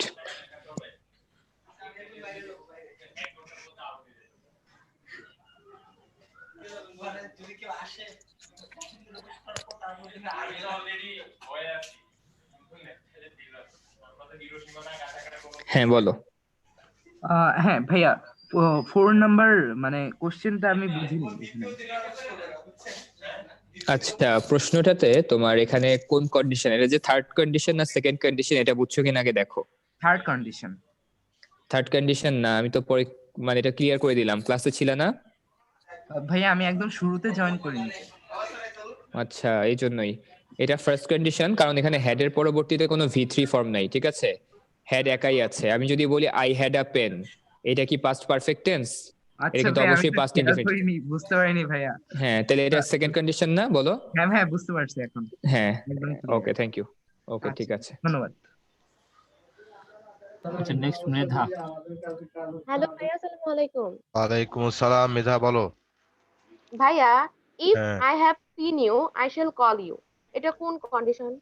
If I have, Seen you, I shall call you. তারপর কি আছে? নিউ বানান করো এটা। Seen, as double E N, seen মানে ইফ C আই এর। Have seen you I will call you, এটা কোনো কন্ডিশনের ভিতরে পড়ে না। ভাই এটা মানে এটা কি ফার্স্ট কন্ডিশন? না, এটা কোনো কোনো এটা হচ্ছে কোনো জাতের কন্ডিশনের ভিতরে পড়ে না। ও আচ্ছা। না ফার্স্ট কন্ডিশন, না জিরো কন্ডিশন, না সেকেন্ড কন্ডিশন, না থার্ড কন্ডিশন, কোনো কন্ডিশনে পড়ে না। এর বাক্যটা রং। না ভাই, আমি একটা বোর্ড কোয়েশ্চেন গুলা সলভ করতেছিলাম, পরীক্ষা ছিল তখন ভাই একটা বোর্ডে কোয়েশ্চেনটা ছিল। হ্যাঁ, এটা আমি বলছি তো, আমি বলি তোমার, তুমি যদি এটাকে কন্ডিশন হিসেবে বলো তাহলে বাক্যটা রং, কিন্তু তুমি যদি এটাকে অন্য একটা বাক্য বলো, হ্যাঁ, তাহলে বাক্যটা ঠিক আছে। ঠিক আছে? ও, কন্ডিশনের যে কন্ডিশন গুলো যে স্ট্রাকচার দেওয়া আছে সেই স্ট্রাকচারের বাইরে যদি ইফ লাগানো হয় তখন বাক্য হয়, ঠিক আছে, আর কিন্তু ওটার কন্ডিশন থাকে না। ও, তুমি কি আমার কথা বুঝছো? আমি কিন্তু এটা লাইভে জি বলছিলাম। ভাই- হ্যাঁ, জি ভাইয়া বুঝছি। হ্যাঁ, যেমন তোমাকে যদি কোনো একটা বড় বোন বলে জি আর মেক, যে if you are facing any problem, হ্যাঁ, ট্রাই অ্যানাদার ওয়ে, এই কথা বলছে। হুম। এটা কিন্তু বাক্য, কিন্তু এটা কন্ডিশন জি না, এটা ভাইয়া, তোমাকে জি ভাইয়া, সাজেশন আপনি দিচ্ছে। ব্রেকের সময় বললেন না যে আমরা কখনো রিকোয়েস্ট করার জন্য বা অন্য হ্যাঁ, কোনো ক্ষেত্রে তো আমরা এই যে কন্ডিশন ইউজ তোমার করি, অন্য কোনো, কোনো ইয়াতে। তোমাকে যদি কেউ এল্ডার সিনিয়র যদি কেউ বলে যে if you are facing any problem try another way, তাহলে এটা কিন্তু কন্ডিশন না, এটা হচ্ছে সাজেশন। হ্যাঁ, হুম, তো মনে রাখবা, এই চারটা স্ট্রাকচারের বাইরে যদি ইফ ইউজ হয় তখন ওরা এটাকে কন্ডিশন বলে না। ক্লিয়ার? জি ভাইয়া ক্লিয়ার। আচ্ছা, ওকে, থ্যাংক ইউ। আচ্ছা, মাসুদ নেক্সট ভাই। আপনার। আপনার তুমি আনমিউট করে কোশ্চেন করো। হ্যালো ভাই, আসসালামু আলাইকুম। ওয়ালাইকুম আসসালাম আবরার, বলো। ভাই আপনি ভালো আছেন? হ্যাঁ ভাইয়া, ভালো আছি। ভাইয়া আমার প্রশ্নটা হচ্ছে যে ভাইয়া ইমেলে হুম। ফ্রম আর টু এর সাথে কি সিসি আর বিসি এর কি কোনো সম্পর্ক আছে? না, তোমাদের ক্ষেত্রে এক্সামে কোনো সম্পর্ক নাই, তবে যারা বিজনেস পার্সন, মনে করো তুমি এখন লেখাপড়া করার পরে কোটি কোটি টাকার বিজনেস করতেছো, এখন তোমার এমন একটা পরিস্থিতি হতে পারে যে 8-10 জনকে একসাথে, 8-10 জনকে একসাথে তোমার দেওয়া লাগবে, মনে করো ইমেল, হ্যাঁ, একই ইমেল, তখন সিসি এবং বিসিসি কাজে লাগে। কিন্তু পরীক্ষার সাথে, পরীক্ষার এক্সামিনের কাছে বিসিসি এবং সিসি এবং বিসিসি এর কোনো কাজ নাই ভাইয়া, এটা নিয়ে কোনো মাথা ব্যথা করা এখন দরকার নাই। এটা না লিখলে তাহলে সমস্যা নাই? না, কোনো সমস্যা নাই, জি কোনো ভাই, সমস্যা নাই। জি ভাই, ধন্যবাদ। ওকে ভাইয়া, থ্যাংক ইউ। সালাম। ওয়ালাইকুম আসসালাম। রচি, তুমি আনমিউট করে কোশ্চেন করো।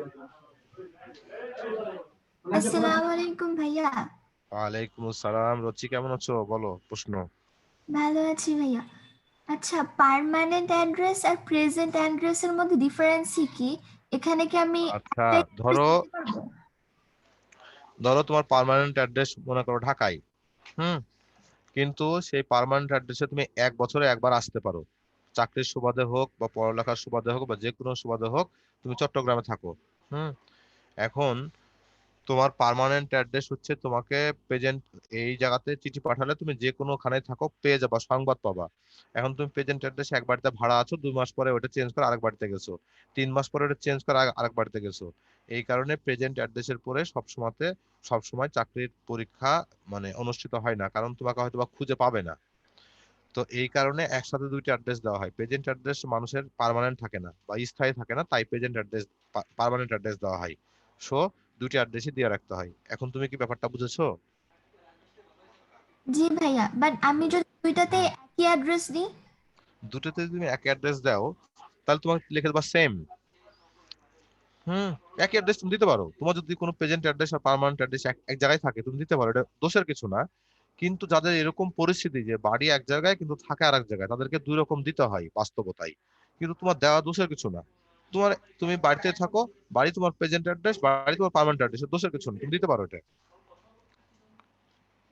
আমরাও দিয়েছি, পরীক্ষা হলে লিখছি কতবার এরকম, পার্মানেন্ট অ্যাড্রেস প্রেজেন্ট অ্যাড্রেস একই। এখন অনেকজন লিখে চাকরির পরীক্ষায়, যারা বাইরে থাকে না তারা এরকম লিখে, বাড়ি থেকে যারা পরীক্ষা দেয়। আর কোনো কোশ্চেন আছে তোমার? নো ভাইয়া, থ্যাংক আচ্ছা, ইউ। Thank you. হ্যাঁ, নেক্সট প্রীতম। প্রীতম, তুমি আনমিউট করে কোশ্চেন করতে পারো ভাইয়া। জিহাদ, জিহাদ তুমি আনমিউট করে কোশ্চেন করো। হ্যালো ভাই, আসসালামু আলাইকুম। ওয়ালাইকুম আসসালাম ভাইয়া। ভাইয়া, কমপ্লিটিং সেন্টেন্স গুলা তো এগুলা মনে করেন তো এখন পড়াইলেন, তো আমরাও মনে করেন পড়লাম, কিন্তু হ্যাঁ এক্সারসাইজ করা ছাড়া তো বোঝা যাবে না। হ্যাঁ হ্যাঁ হ্যাঁ ধরেন এক্সারসাইজ করলাম, তো আমার অ্যান্সার আর গাইডের অ্যান্সার তো কোনোদিন মিলে না বা বলতে গেলে, তো এখন মানে তো বুঝমু কিভাবে, মানে আমি কি আমারটা হইলো না হইলো, এখন তো আর কারোর কাছে যাওয়া যাইতেছে না। এখন ঘটনা হচ্ছে ভাইয়া, এটা একটা ডিফিকাল্ট কোশ্চেন। হ্যাঁ, ওই কোশ্চেনের অ্যান্সার তো আমাদের পক্ষে তো সম্ভব না। এখন আমাদের কাছে যদি কোনো প্রবলেম তুমি পার্টিকুলার বলো, তাহলে তুমি সলভ পাবা। হ্যাঁ, এ আর কি। তাছাড়া ওই জিনিসটা এখন তোমার প্র্যাকটিস করে যদি তুমি এটা ভুল হয়, তাহলে তোমাকে টিচারের একটা পার্মানেন্ট রাখা লাগবে বাসায়, এ আর কি। আচ্ছা ভাই, আচ্ছা, ওকে। নেক্সট পূর্ণ। আসসালামু আলাইকুম। ওয়ালাইকুম আসসালাম পূর্ণ। স্যার, আমরা অনেক সময় স্যার সিভিতে স্যার মানে যেটা স্যার কারিকুলার ভিটা, ওটার উপরে স্যার অনেক ইমেল অ্যাড্রেস আর মোবাইল নাম্বার দেয়।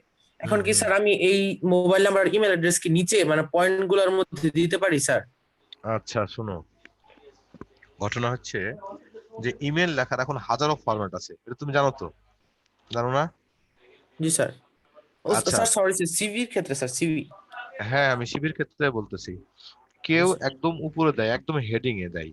হ্যাঁ, আবার তুমি যখন তোমার যে প্রেজেন্ট অ্যাড্রেস, পার্মানেন্ট অ্যাড্রেস, ওর নিচে যদি তুমি মানে মেল অ্যাড্রেস লিখো, হ্যাঁ, তুমি যদি একটা পয়েন্ট করে দাও যে মেল এবং হচ্ছে তোমার সেল অ্যাড্রেস, মেল ইমেল এবং ওস এন্ড সেল অ্যাড্রেস, তুমি আর একটা পয়েন্ট বাড়াও, তাও তোমার ভুল হবে না। মনে রাখবা, তোমার ইচ্ছা মতো তুমি অ্যাড্রেস যোগ করতে পারো। তুমি এই সেকশনটাকে আগেও যোগ করতে পারো, এই সেকশনটাকে পরেও যোগ করতে পারো, এটা তোমার ব্যক্তিগত ব্যাপার। কিন্তু শর্ত হচ্ছে যে তোমার মানে তোমাকে যে একটা এমপ্লয়ার চাকরি দিবে, তো তোমার ঠিকানাগুলো অবশ্যই ওখানে থাকতে হবে, এটাই, এটা হচ্ছে শর্ত। তাছাড়া কোনো তেমন কোনো হার্ড অ্যান্ড ফাস্ট রুল নাই যে তোমাকে ওখানেই আরেকজন উপরে শিবির লাগায় রাখছে আমার নিচে নিচে আমাকে ওখানে লাগাইতে হবে, এমন কোনো হার্ড অ্যান্ড ফাস্ট রুল কেউ দেখাতে পারবে না।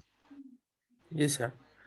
আচ্ছা, ওকে স্যার আরেকটা ছিল যে আমাদের যে মাঝে মাঝে কি রেফারেন্স বিষয়টা লাগে, মানে আমরা যে সিভি লিখেছি, রেফারেন্স বিষয়টা কি স্যার বাধ্যতামূলক নাকি আমরা দিলে দিতে পারি বা না দিলেও চলে? আমি বলি, রেফারেন্স দেওয়া ভালো, আর যদি চাই মানে এমপ্লয়ার যদি রেফারেন্স চাই, তাহলে কিন্তু তুমি দিতে বাধ্য। কারণ হচ্ছে যে অনেক সময় তুমি অনেক দক্ষ, ঠিক আছে, কিন্তু এমন কিছু পার্সনকে দিয়ে রেফারেন্স দিতে হয় যেন তোমার বিষয়ে বলতে পারে। একটা কোম্পানি তোমাকে কোটি কোটি টাকার মনে করো একটা প্রজেক্ট তুলে দেবো, দায়িত্ব তুলে দেবো, এখন তুমি যদি মনে করো নেশাগ্রস্ত হও, সাপোজ, তোমাকে দেখে বোঝা যাচ্ছে না কিন্তু তুমি অ্যাডিক্টেড, তো দুদিন পরে তুমি টাকাটা নিয়ে পারলে কোম্পানি তোমাকে ধরে আনবে ঠিকই, কিন্তু এই কাজে অনেক তাদের হ্যাসেল হবে। তো অহেতুক এই কারণে অনেক সময় রেফারেন্স চাই। তো রেফারেন্স দেওয়া ভালো, কিন্তু না চাইলে দিতে হবে এমন কোনো কথা না, তবে চাইলে দিতেই হবে, এটা কথা। জি স্যার। এটা আর কি। হ্যালো ভাই, আসসালামু আলাইকুম। ওয়ালাইকুম আসসালাম। ভাইয়া, অ্যাপ্লিকেশন কি 2 পেজ লেখা যায়? অ্যাপ্লিকেশন 2 পেজে লেখা যায় না, একদম সোজা কথা। অ্যাপ্লিকেশন 2 পেজে লেখা যায় না, সোজা কথা। তবে সিভি 2 পেজে লেখা যায়। যদি তুমি সিভি 2 পেজে লিখো, তো কিভাবে লিখবা আমি বলি। একটা খাতার বাম দিক থেকে শুরু করবা, তাহলে বাম দিকে এক পেজ লিখছো, দিয়ে আরেক পেজটা ডান পৃষ্ঠা লিখবা, তাহলে কি হবে, একটা টিচার যখন তোমার পৃষ্ঠাটা উল্টাবে তখন দেখবে এক দৃষ্টিতে তোমার সিভিটা দেখতে পাবে, বাম দিকের পেজ ডান দিকের পেজ। আমার কথা কি ভাইয়া? জি ভাই, বুঝছি ভাই। যখন সিভি লিখতে শুরু করবা, বাম দিক থেকে শুরু করবা, ডান পেজ পর্যন্ত লিখবা, এক ভিউ যেন সবকিছু উনি দেখতে পাই। কথাটা ক্লিয়ার? আচ্ছা, নেক্সট জেরিন। হ্যালো, আসসালামু আলাইকুম ভাইয়া। ওয়ালাইকুম আসসালাম জেরিন। ভাই ভালো আছেন? হ্যাঁ ভাইয়া ভালো আছি। তোমার কি অবস্থা? বলো প্রশ্ন। ভাই আমার কোয়েশ্চেনটা হচ্ছে সিভিতে অনেক সময় এই এডুকেশনের যে ইয়েটা দেয়া থাকে মানে আমাদের যে রেজাল্ট গুলো দিতে হয় ওখানে হুম লিফো ফরম্যাট বা ফিফো ফরম্যাট এরকম দুটো টার্ম আমি শুনেছিলাম, কিন্তু হুম সঠিক হুম এই হুম। ব্যাপারে আচ্ছা কি কত আচ্ছা, আমি ভালো বলি, হ্যাঁ আমি বলি, তুমি একজন এসে তুমি এখন প্রথমত যেই স্টেজে, এটা একটা লেখার নিয়ম কি জানো? লিখনের নিয়ম হচ্ছে তুমি যেই পর্যায় থেকে পর্যায়ের স্টুডেন্ট সে পর্যায়ে যেটা মানানসই সেটা লিখবা। তুমি প্রথমত সিভিতে যখন তুমি শিক্ষাগত যোগ্যতা লিখবা, তখন যদি তোমার মাস্টার্স এর রেজাল্ট ভালো হয় তাহলে মাস্টার্স দিয়ে শুরু করবা। তোমার যদি এসএসসি রেজাল্টটা ফাটাফাটি হয় তাহলে তুমি এসএসসি থেকে শুরু করবা। এসএসসি, এইচএসসি, তারপরে হচ্ছে বিএসসি, এমএসসি এরকম। আর তোমার যদি এমএসসি তে তুমি অনেক নাম করছো, প্লেস করছো, তখন তুমি এভাবে করবা এমএসসি, বিএসসি, এইচএসসি, এসএসসি। তবে ওই যে ছক আছে না, 4টা ছক আছে, হুম জি জি 4টা হ্যাঁ ছকের মধ্যে জেএসসি থাকলে 5টা ছক হবে কিন্তু। তো 4টা হ্যাঁ ছকের মধ্যে তুমি একটা হচ্ছে তোমার নাম, বোর্ড, রেজাল্ট আর পাসিং ইয়ার, এই 4টা দিয়ে তুমি ছকের মধ্যে লিখবা। হ্যাঁ, যদি তোমার ছক করতে ইচ্ছা না করে তাও তুমি আলাদা আলাদা পয়েন্ট করে লিখবা সুন্দর মতো। ছক দিতে হবে এমন কোনো কথা নাই, তবে একটা জিনিস জন্য পরিষ্কার ভাবে বোঝা যায়। কথাটা কি ক্লিয়ার? জি ভাইয়া। এটা ধরা বাঁধা কোনো নিয়ম নাই। হ্যাঁ বলো।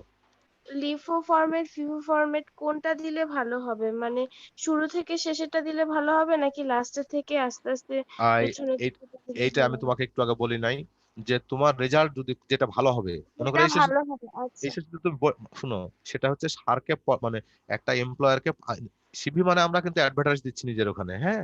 সুতরাং আমি ওকে ভালো ভালো জিনিসগুলো দেখাবো। কোনো ধরনের প্রোডাক্টের মালিককে ওর অ্যাডভার্টাইজমেন্টে খারাপ জিনিস দেখায় প্রথমে? না বলে কোনোদিন?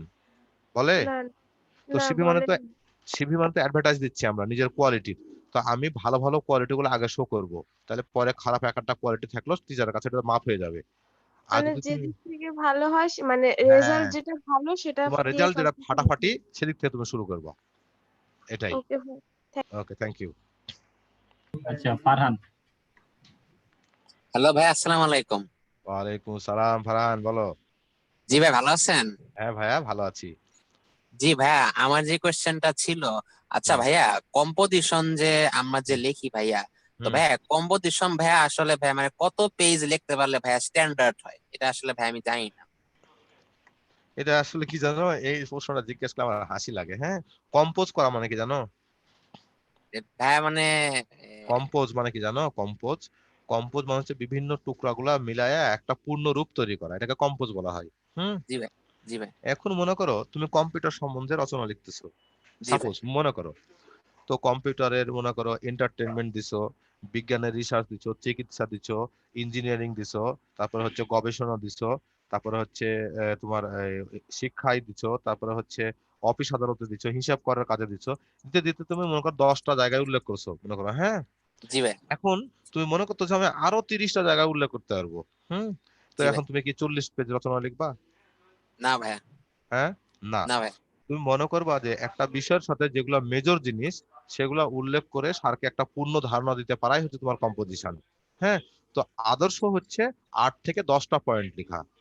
8 থেকে 10টা পয়েন্ট লিখে দেখো, এক একটা প্যারা প্যারা লেখা। তো এক একটা পয়েন্টে এক একটা প্যারা লিখবা। একটা প্যারায় যদি তোমার মার্ক 4 করে হয় বা 3 জি করে ভাই, হয়, তা তো 3 জি দশে ভাই, 30 হয়ে যায়। কথাটা জি ভাই, বুঝো তুমি? হ্যাঁ, জি এই কারণে 8 থেকে 10 পয়েন্টের বেশি লিখতে গেলে স্যার কি হবে, স্যার কিন্তু ওটা পড়বে না। জি তুমি ভাই, যখন বেশি অতিরিক্ত লিখতে যাবে লাস্টে গুলো পড়বে না, তোমাকে মার্কস দিয়ে দিবে। জি ভাই, এই কারণে প্রথমে যে ইন্ট্রোডাকশন বা প্রথম পয়েন্ট গুলো লিখবা, খুব গুরুত্বের সাথে লিখবা। অতটুকু পড়ে দেখে, হ্যাঁ, অতটুকু জি ভাই, পড়ে দেখার পর বুঝে যে না ছাত্র ব্রিলিয়ান্ট আছে, তারপরে জি বাদ ভাই, বাকিগুলো ওর উপরে বেস করে নাম্বার দিয়ে দেয়। জি ভাই, ক্লিয়ার? জি আচ্ছা ভাই, ভাইয়া, থ্যাংক ইউ। থ্যাংক ইউ ভাই। আচ্ছা আচ্ছা নেক্সট তাহা। আচ্ছা, তাহাকে পারমিশন দাও, তাহা। আচ্ছা, তা তুমি আনমিউট করে কোশ্চেন করো। আচ্ছা জি ভাইয়া, আসসালামু আলাইকুম। ওয়ালাইকুম সালাম, তাহা বলো। ভাইয়া হচ্ছে মানে আমাদের স্কুলে আহ মানে বলে যে হচ্ছে প্যারাগ্রাফ 2 পেজ লেখা ভালো, মানে অ্যাকচুয়ালি কি প্যারাগ্রাফ রাইটিংটা কি মানে পেজের উপর নির্ভর করে না লাইনের উপর? আমরা তো শুনছি যে প্যারাগ্রাফ 10 আচ্ছা লাইন লিখলে বেটার। আচ্ছা শোনো, আচ্ছা প্যারার কাছ থেকে গ্রাফটা হটায় দাও, তাহলে কি থাকে? প্যারা থাকে না? তো এক প্যারা মানে এখানে এক বচন না বহু বচন? এক বচন। এক বচন, তাহলে একটা প্যারা লিখতে হবে, তাই না? হ্যাঁ হ্যাঁ হ্যাঁ। এখন মনে করো তোমার হাতের লেখা খুব সুন্দর, তুমি খুবই মানে মার্জিত লেখা লিখো, তোমার লেখার সাইজও খুব সুন্দর। জি এখন ভাইয়া। তুমি এক লাইনে, যে বাবলা ভাইয়া বললো না যে আমি এক লাইনে 14 থেকে 15টা লিখি, এখন তুমি হ্যাঁ। মনে করো তোমার ক্যাপাসিটি ভালো, তাহা তুমি একটা পেজে 20 লাইন লিখতে পারো। এখন আচ্ছা। আমাকে তুমি তোমার বিবেচনা থেকে আমাকে তুমি বলো, তুমি যদি 2 পেজ লিখো তাহলে 40 লাইন হয়ে যায় না? জি ভাইয়া। আচ্ছা বলো, তুমি কি 40 লাইন একটা প্যারাগ্রাফ লিখবা? না, এটা তো কম্পোজিশন হচ্ছে তো বেশি হয়ে যায়। কম্পোজিশন তো বেশি হয়ে যায়। তাহলে এটা কিসের উপর নির্ভর করে? এটা নির্ভর করে তোমার লেখার সাইজের উপরে। এখন তো এমন এমন আমি স্টুডেন্ট দেখছি যে 10 লাইন 9 লাইন লিখছে, 1 পেজ পার হয়ে গেছে। এখন ওই ছেলেটার জন্য তো 2 পেজ লেখাটা মাস্ট, 2-2.5 পেজ। জি ভাইয়া। কিন্তু তোমার হাতের লেখা সুন্দর বা অনেক সাইজ ভালো, তুমি এক লাইনে মনে করো 15 লাইন লিখতে পারো, তাহলে তো কি এক লাইনে কাফি। মনে করবা যে হ্যাঁ। কোয়ালিটিকে সব জায়গায় মূল্যায়ন দেওয়া হয়, কোয়ালিটিকে। আগে জি আগে পাড়া পাড়া গ্রামে আইসক্রিম বিক্রি করতো না, দেখছো? জি। জি 5 টাকা, ভাইয়া। 2 টাকা 5 টাকা, কিরম মোটা মোটা আইসক্রিম বলো তো? খাইছো? হ্যাঁ হ্যাঁ আর আমি খাইছি। এখন তুমি কনফেকশনারিতে যাও, একটা আইসক্রিমের দাম 25 টাকা, একদম চিকন, কিন্তু তো এটা 25 টাকা দাম কেন বলো? হ্যাঁ তার কোয়ালিটি বেশি, মানে কোয়ালিটি ভালো হ্যাঁ, তাই। কোয়ালিটি ভালো তাই তো। জি। এই কারণে কোয়ালিটিকে প্রাধান্য দিবা জীবনে, তাহলে ঠেকবা না কোথাও। আর কোয়ান্টিটিকে দিছো তো কট খাইছো। হুম। জি ভাইয়া। আচ্ছা ওকে ভাই, নেক্সট ইমা। ফিমা বলছে ভাইয়া কোন আইসক্রিম? ওই যে মালাই বরফ, ফিমা মালাই বরফ যে বিক্রি করে। আচ্ছা ইমা, তুমি আনমিউট করে ওই যে কোশ্চেন করবে। মাসুদ ভাই, জি ভাইয়া। একটা উদ্ভাসের টিচার আছে তাসফিয়া, ওকে পারমিশন দিয়ে। ও যে ডানাগরটা তাসফিয়া না? আচ্ছা উদ্ভাসের টিচার। যেমন পারমিশন দিচ্ছি, তাসফিয়া আপু তুমি কোশ্চেন করো। ভাইয়া আসসালামু আলাইকুম। ওয়ালাইকুম সালাম। কংগ্রাচুলেশন। ভাইয়া এখনো হই নাই, হইয়ানি ও তারপর। আচ্ছা আচ্ছা, ঠিক আছে ঠিক আছে। ভাইয়া বলো। আমার ওই যে ফারদিন না কি যেন একটা ছেলে কোশ্চেন করছিল, যে তখন আপনি বলছেন কম্পোজিশন প্যারা আকারে লিখতে হয়, কিন্তু আমরা তো মূলত কোনো প্যারা আকারে লিখি না। আমি কি প্যারা আকারে লিখতে হয় বিভিন্ন টপিক তাসফিয়া, দিয়ে? আমার মন বলছে কি জানো, তোমার গালে এক থাপ্পড় মারি। কেন জানো? জানো কারণটা? শুনবা না? হ্যাঁ বলেন। ধরো এই যে মোবাইল, আজকে মোবাইল তোমার আমাদের কাছে আর থাকে না, মোবাইল, সে মোবাইলও কিন্তু একটা কম্পোজিশন, জানো তুমি এটা? জানো সেট বলা হয় না? সেট, এটাকে সেট, মোবাইল সেট বলা, এই সেট বলা হয় কেন বলো তো? বলো আমাকে, বুঝাও। পারবা বোঝাতে? না। আচ্ছা তাহলে শুনে আমার কাছে শুনো কেন সেট বলা হয়। ওই যে বাটনের একটা জায়গা আছে, বাটন গুলো খুলে আলাদা করা যায় না? হুম। কি যায় না? সিম খুলে আলাদা করা যায় না? হ্যাঁ ব্যাটারি খুলে আলাদা করা যায় না? হ্যাঁ। তারপরে হচ্ছে ওই যে নাট বল্টু গুলো খুলে আলাদা করা যায় না? প্রত্যেকটা পার্টি আলাদা করা যায়। আচ্ছা, মাদার বোর্ড আলাদা করা যায় না? তো এগুলোকে আবার যখন একসাথে করি তখন এটাকে কি বলা হয়? কম্পোজিশন। কি বলা হয়? কম্পোজিশন। তো কম্পোজিশন প্যারা করে না লিখলে তুমি কি এই 40 লাইনে একটা প্যারাগ্রাফ লিখবা? ভাই আমি বলছি কারণ আছে, কারণ মানে আমার এক ম্যাডাম বলছিল যে প্যারা করার আরে দরকার নেই। ম্যাডাম, আরে ম্যাডাম ম্যাডাম তো এটা তো পাগলের আলাপ। তুমি তো মডার্ন যুগে, তুমি এটা বোঝো না যে কম্পোজিশন মানে বিভিন্ন প্যারায় বিভিন্ন রকম পয়েন্ট থাকবে, এবং বিভিন্ন রকম পয়েন্ট একটা বিষয় দিয়ে বিষয়ের সার্বিক দিক উপস্থাপন করার নামই হচ্ছে composition. Is it clear madam? Yes. আর ভাইয়া সিভি তো মানে এক পৃষ্ঠায় তো হচ্ছে ফর্ম গুলাতে লিখবো, অর্থাৎ নাম টাম লিখবো, আরেক পৃষ্ঠায় যে মানে যে অ্যাপ্লিকেশনটা লিখবো, তাই না? না, সিভি 2 পৃষ্ঠা লিখতে পারবা তুমি। সিভি কে বাম পৃষ্ঠায় লেখা শুরু করবা, ডান পৃষ্ঠা যেন সিভি গিয়ে পৌঁছায়, এবং সিভি যেন এমন ভাবে লিখবা যেন সার পাতা উল্টাইলে বাম এবং ডান পাতাটা এক ভিউ দেখতে পাই, এক দৃষ্টিতে। ক্লিয়ার? আচ্ছা। আর হচ্ছে কাভার লেটার হচ্ছে তোমার অ্যাপ্লিকেশন, এটা অবশ্যই 1 পেজে লিখতে হবে। এরপর যেন আর এই কথা জিজ্ঞেস না করো, মনে রাখবে, এটা খাতায় লিখে রাখবা যে সিভি অবশ্যই সিভি এই কি অ্যাপ্লিকেশনটা এক পেজে লিখতে হবে, যেটাকে কভার লেটার বলি। আর সিভি হচ্ছে বাম পেজ থেকে শুরু করবো ডান পেজ পর্যন্ত, জানো 2 পেজ 4 পেজ উল্টাইলে এক ভিও দেখতে পাই। এটা হচ্ছে মনে রাখবা। আর সিভিতে সবচেয়ে ভালো কোয়ালিটি যেটা সেটা আগে লিখবা, তোমার যেটা সবচেয়ে পজিটিভ কোয়ালিটি। হ্যালো হ্যাঁ ভাই বুঝতে পারছি, থ্যাংক ইউ। আচ্ছা ওকে, থ্যাংক ইউ। হ্যাঁ হ্যালো ভাইয়া। হ্যাঁ ভাইয়া, আপনার ভাইয়া আমার আরেকটা কোশ্চেন আছে ভাইয়া। আবার আমার একটা কোশ্চেন আছে সিভিতে কারিকুলাম বিটা যেগুলো আছে, কারিকুলাম বিটার যে ডেট অফ বার্থটা আছে, ডেট অফ বার্থটার সাথে কি একাডেমিক কোয়ালিফিকেশনের যেসব ইয়ার গুলো লেখা আছে এগুলোর সাথে কি এগুলো সম্পর্ক রেখে লিখতে হবে? ডেট অফ বার্থের সাথে? তো তোমার যদি কাগজপত্র না মিলে তোমাকে চাকরি দিবে বলো? ডেট অফ বার্থের সাথে যদি তোমার মানে অন্যান্য কাগজপত্র না মিলে তুমি তো চাকরি দিব তোমারে? না ভাইয়া। না ভাইয়া। আচ্ছা তাহলে দিবে না ভাই। মাসুদ ভাই। ভাইয়া যে ইমাকে আনমিউট করা আছে। হ্যাঁ ইমাকে একটু সুযোগ দেন। হ্যালো, আসসালামু আলাইকুম ভাইয়া। ওয়ালাইকুম আসসালাম। ইমা কেমন আছো? এই তো আলহামদুলিল্লাহ, আপনি? হ্যাঁ ভাইয়া ভালো আছি, বলো প্রশ্ন। আমরা তো সিবি এখন থেকেই লিখতে হয়, আর আমাদের তো এসএসসি পরীক্ষা হয়নি, তারপর এইচএসসি পরীক্ষা হয় নাই, বাট আমাদের এই রেজাল্ট গুলা তো সিবিতে লেখার সময় লিখতে হবে। তো আমরা এই রেজাল্টটা কি দিলে ভালো হয়? আর আচ্ছা ঠিক আছে, গুড প্রশ্ন, খুব ভালো প্রশ্ন করছো। হ্যাঁ তোমার এসএসসির সাথে 2 বছর, তোমার এসএসসি সালের সাথে 2 বছর মানে মিল রাখা দরকার নাই। তুমি লিখবা সব কাল্পনিক লিখবা, ঠিক আছে? সব কাল্পনিক লিখবা। কথাটা কি বুঝছো তুমি? তোমার এখানে এই পরীক্ষার ক্ষেত্রে তোমার তারিখ ডেট দেখবে না, পরীক্ষার ক্ষেত্রে তোমার দেখবে যে তুমি সিভি লেখার নিয়মটা জানো কিনা। তো একটা টেকনিক তোমাকে বলি, যখন তুমি এসএসসি যে সালটা এসএসসি দিবা তার 2 বছর পরে তুমি এইচএসসি দিবা, তার 4 বছর পরে অনার্স ধরো তুমি 2020-এ মানে এমনি কথার কথা বলছি, ধরো তুমি 2020-এ এসএসসি পরীক্ষার্থী, তখন তুমি এইচএসসি লিখবা 2022, তুমি অনার্স লিখবা 2022 আর 4 26, আর হচ্ছে মাস্টার্স লিখবা 27। ক্লিয়ার? হ্যাঁ ভাইয়া, আমি বলছিলাম যে রেজাল্টটা কি লিখবো, যে জিপিএ তো লিখতে হয় আমাদের, ওই জিপিএটা কি লিখবো? ও আচ্ছা, অনার্সে লিখবা আউট অফ 4 এর মধ্যে 3.6 অথবা 7, অনার্সটা লিখবা আউট অফ 4 3.6 অথবা 3.7 আউট অফ 4, মাস্টার্সও লিখবা 3.6 অথবা 7 আউট অফ 4। ক্লিয়ার? অনার্স মাস্টার্সে আউট অফ 4 থেকে হয়, আর হচ্ছে এসএসসি আর এইচএসসি আউট অফ 5 এ হয়। হ্যাঁ বলো, আর কি কোশ্চেন?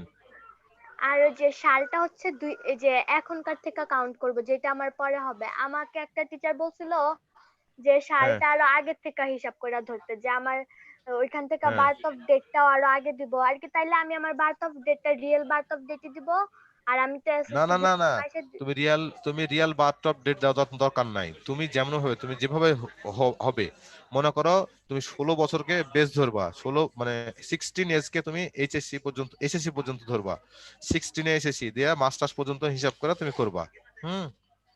ধরো তুমি 2020-এ পরীক্ষা দিচ্ছ সাপোজ, হ্যাঁ, তখন তুমি 2004 কে 16 বছর গ্যাপ দিয়ে 2004 কে তুমি জন্ম সাল বানাবা, এটা কাল্পনিক দিবা, তোমার রিয়েল দেওয়ার দরকার নাই। আচ্ছা ওকে ভাইয়া, আমরা শেষ করি তাহলে। আচ্ছা ভাইয়া ঠিক আছে। হ্যাঁ অনেক কোশ্চেন নেওয়া হয়েছে, অনেকেরই কোশ্চেন ছিল। আচ্ছা ভাইয়া ওকে, সবাইকে অনেক ধন্যবাদ আজকের ক্লাসটা করার জন্য। তোমাদের হচ্ছে কি আগামীকাল হচ্ছে যেহেতু লাস্ট ক্লাস, তো সবাই চেষ্টা করবো ক্লাসে জয়েন দেওয়ার জন্য। আচ্ছা, অনেকের কোশ্চেন ছিল আমরা আজকে নিতে পারলাম না, ইনশাআল্লাহ আমরা আগামীকাল যেহেতু আমাদের শেষ ক্লাস, আমরা চেষ্টা করবো অনেক বেশি নেওয়ার জন্য। আচ্ছা, কালকে খেলা হবে। হ্যাঁ, নাফি রহমান। ঠিক আছে, সবাই ভালো থাকো, সুস্থ থাকো, আল্লাহ হাফেজ, আসসালামু আলাইকুম।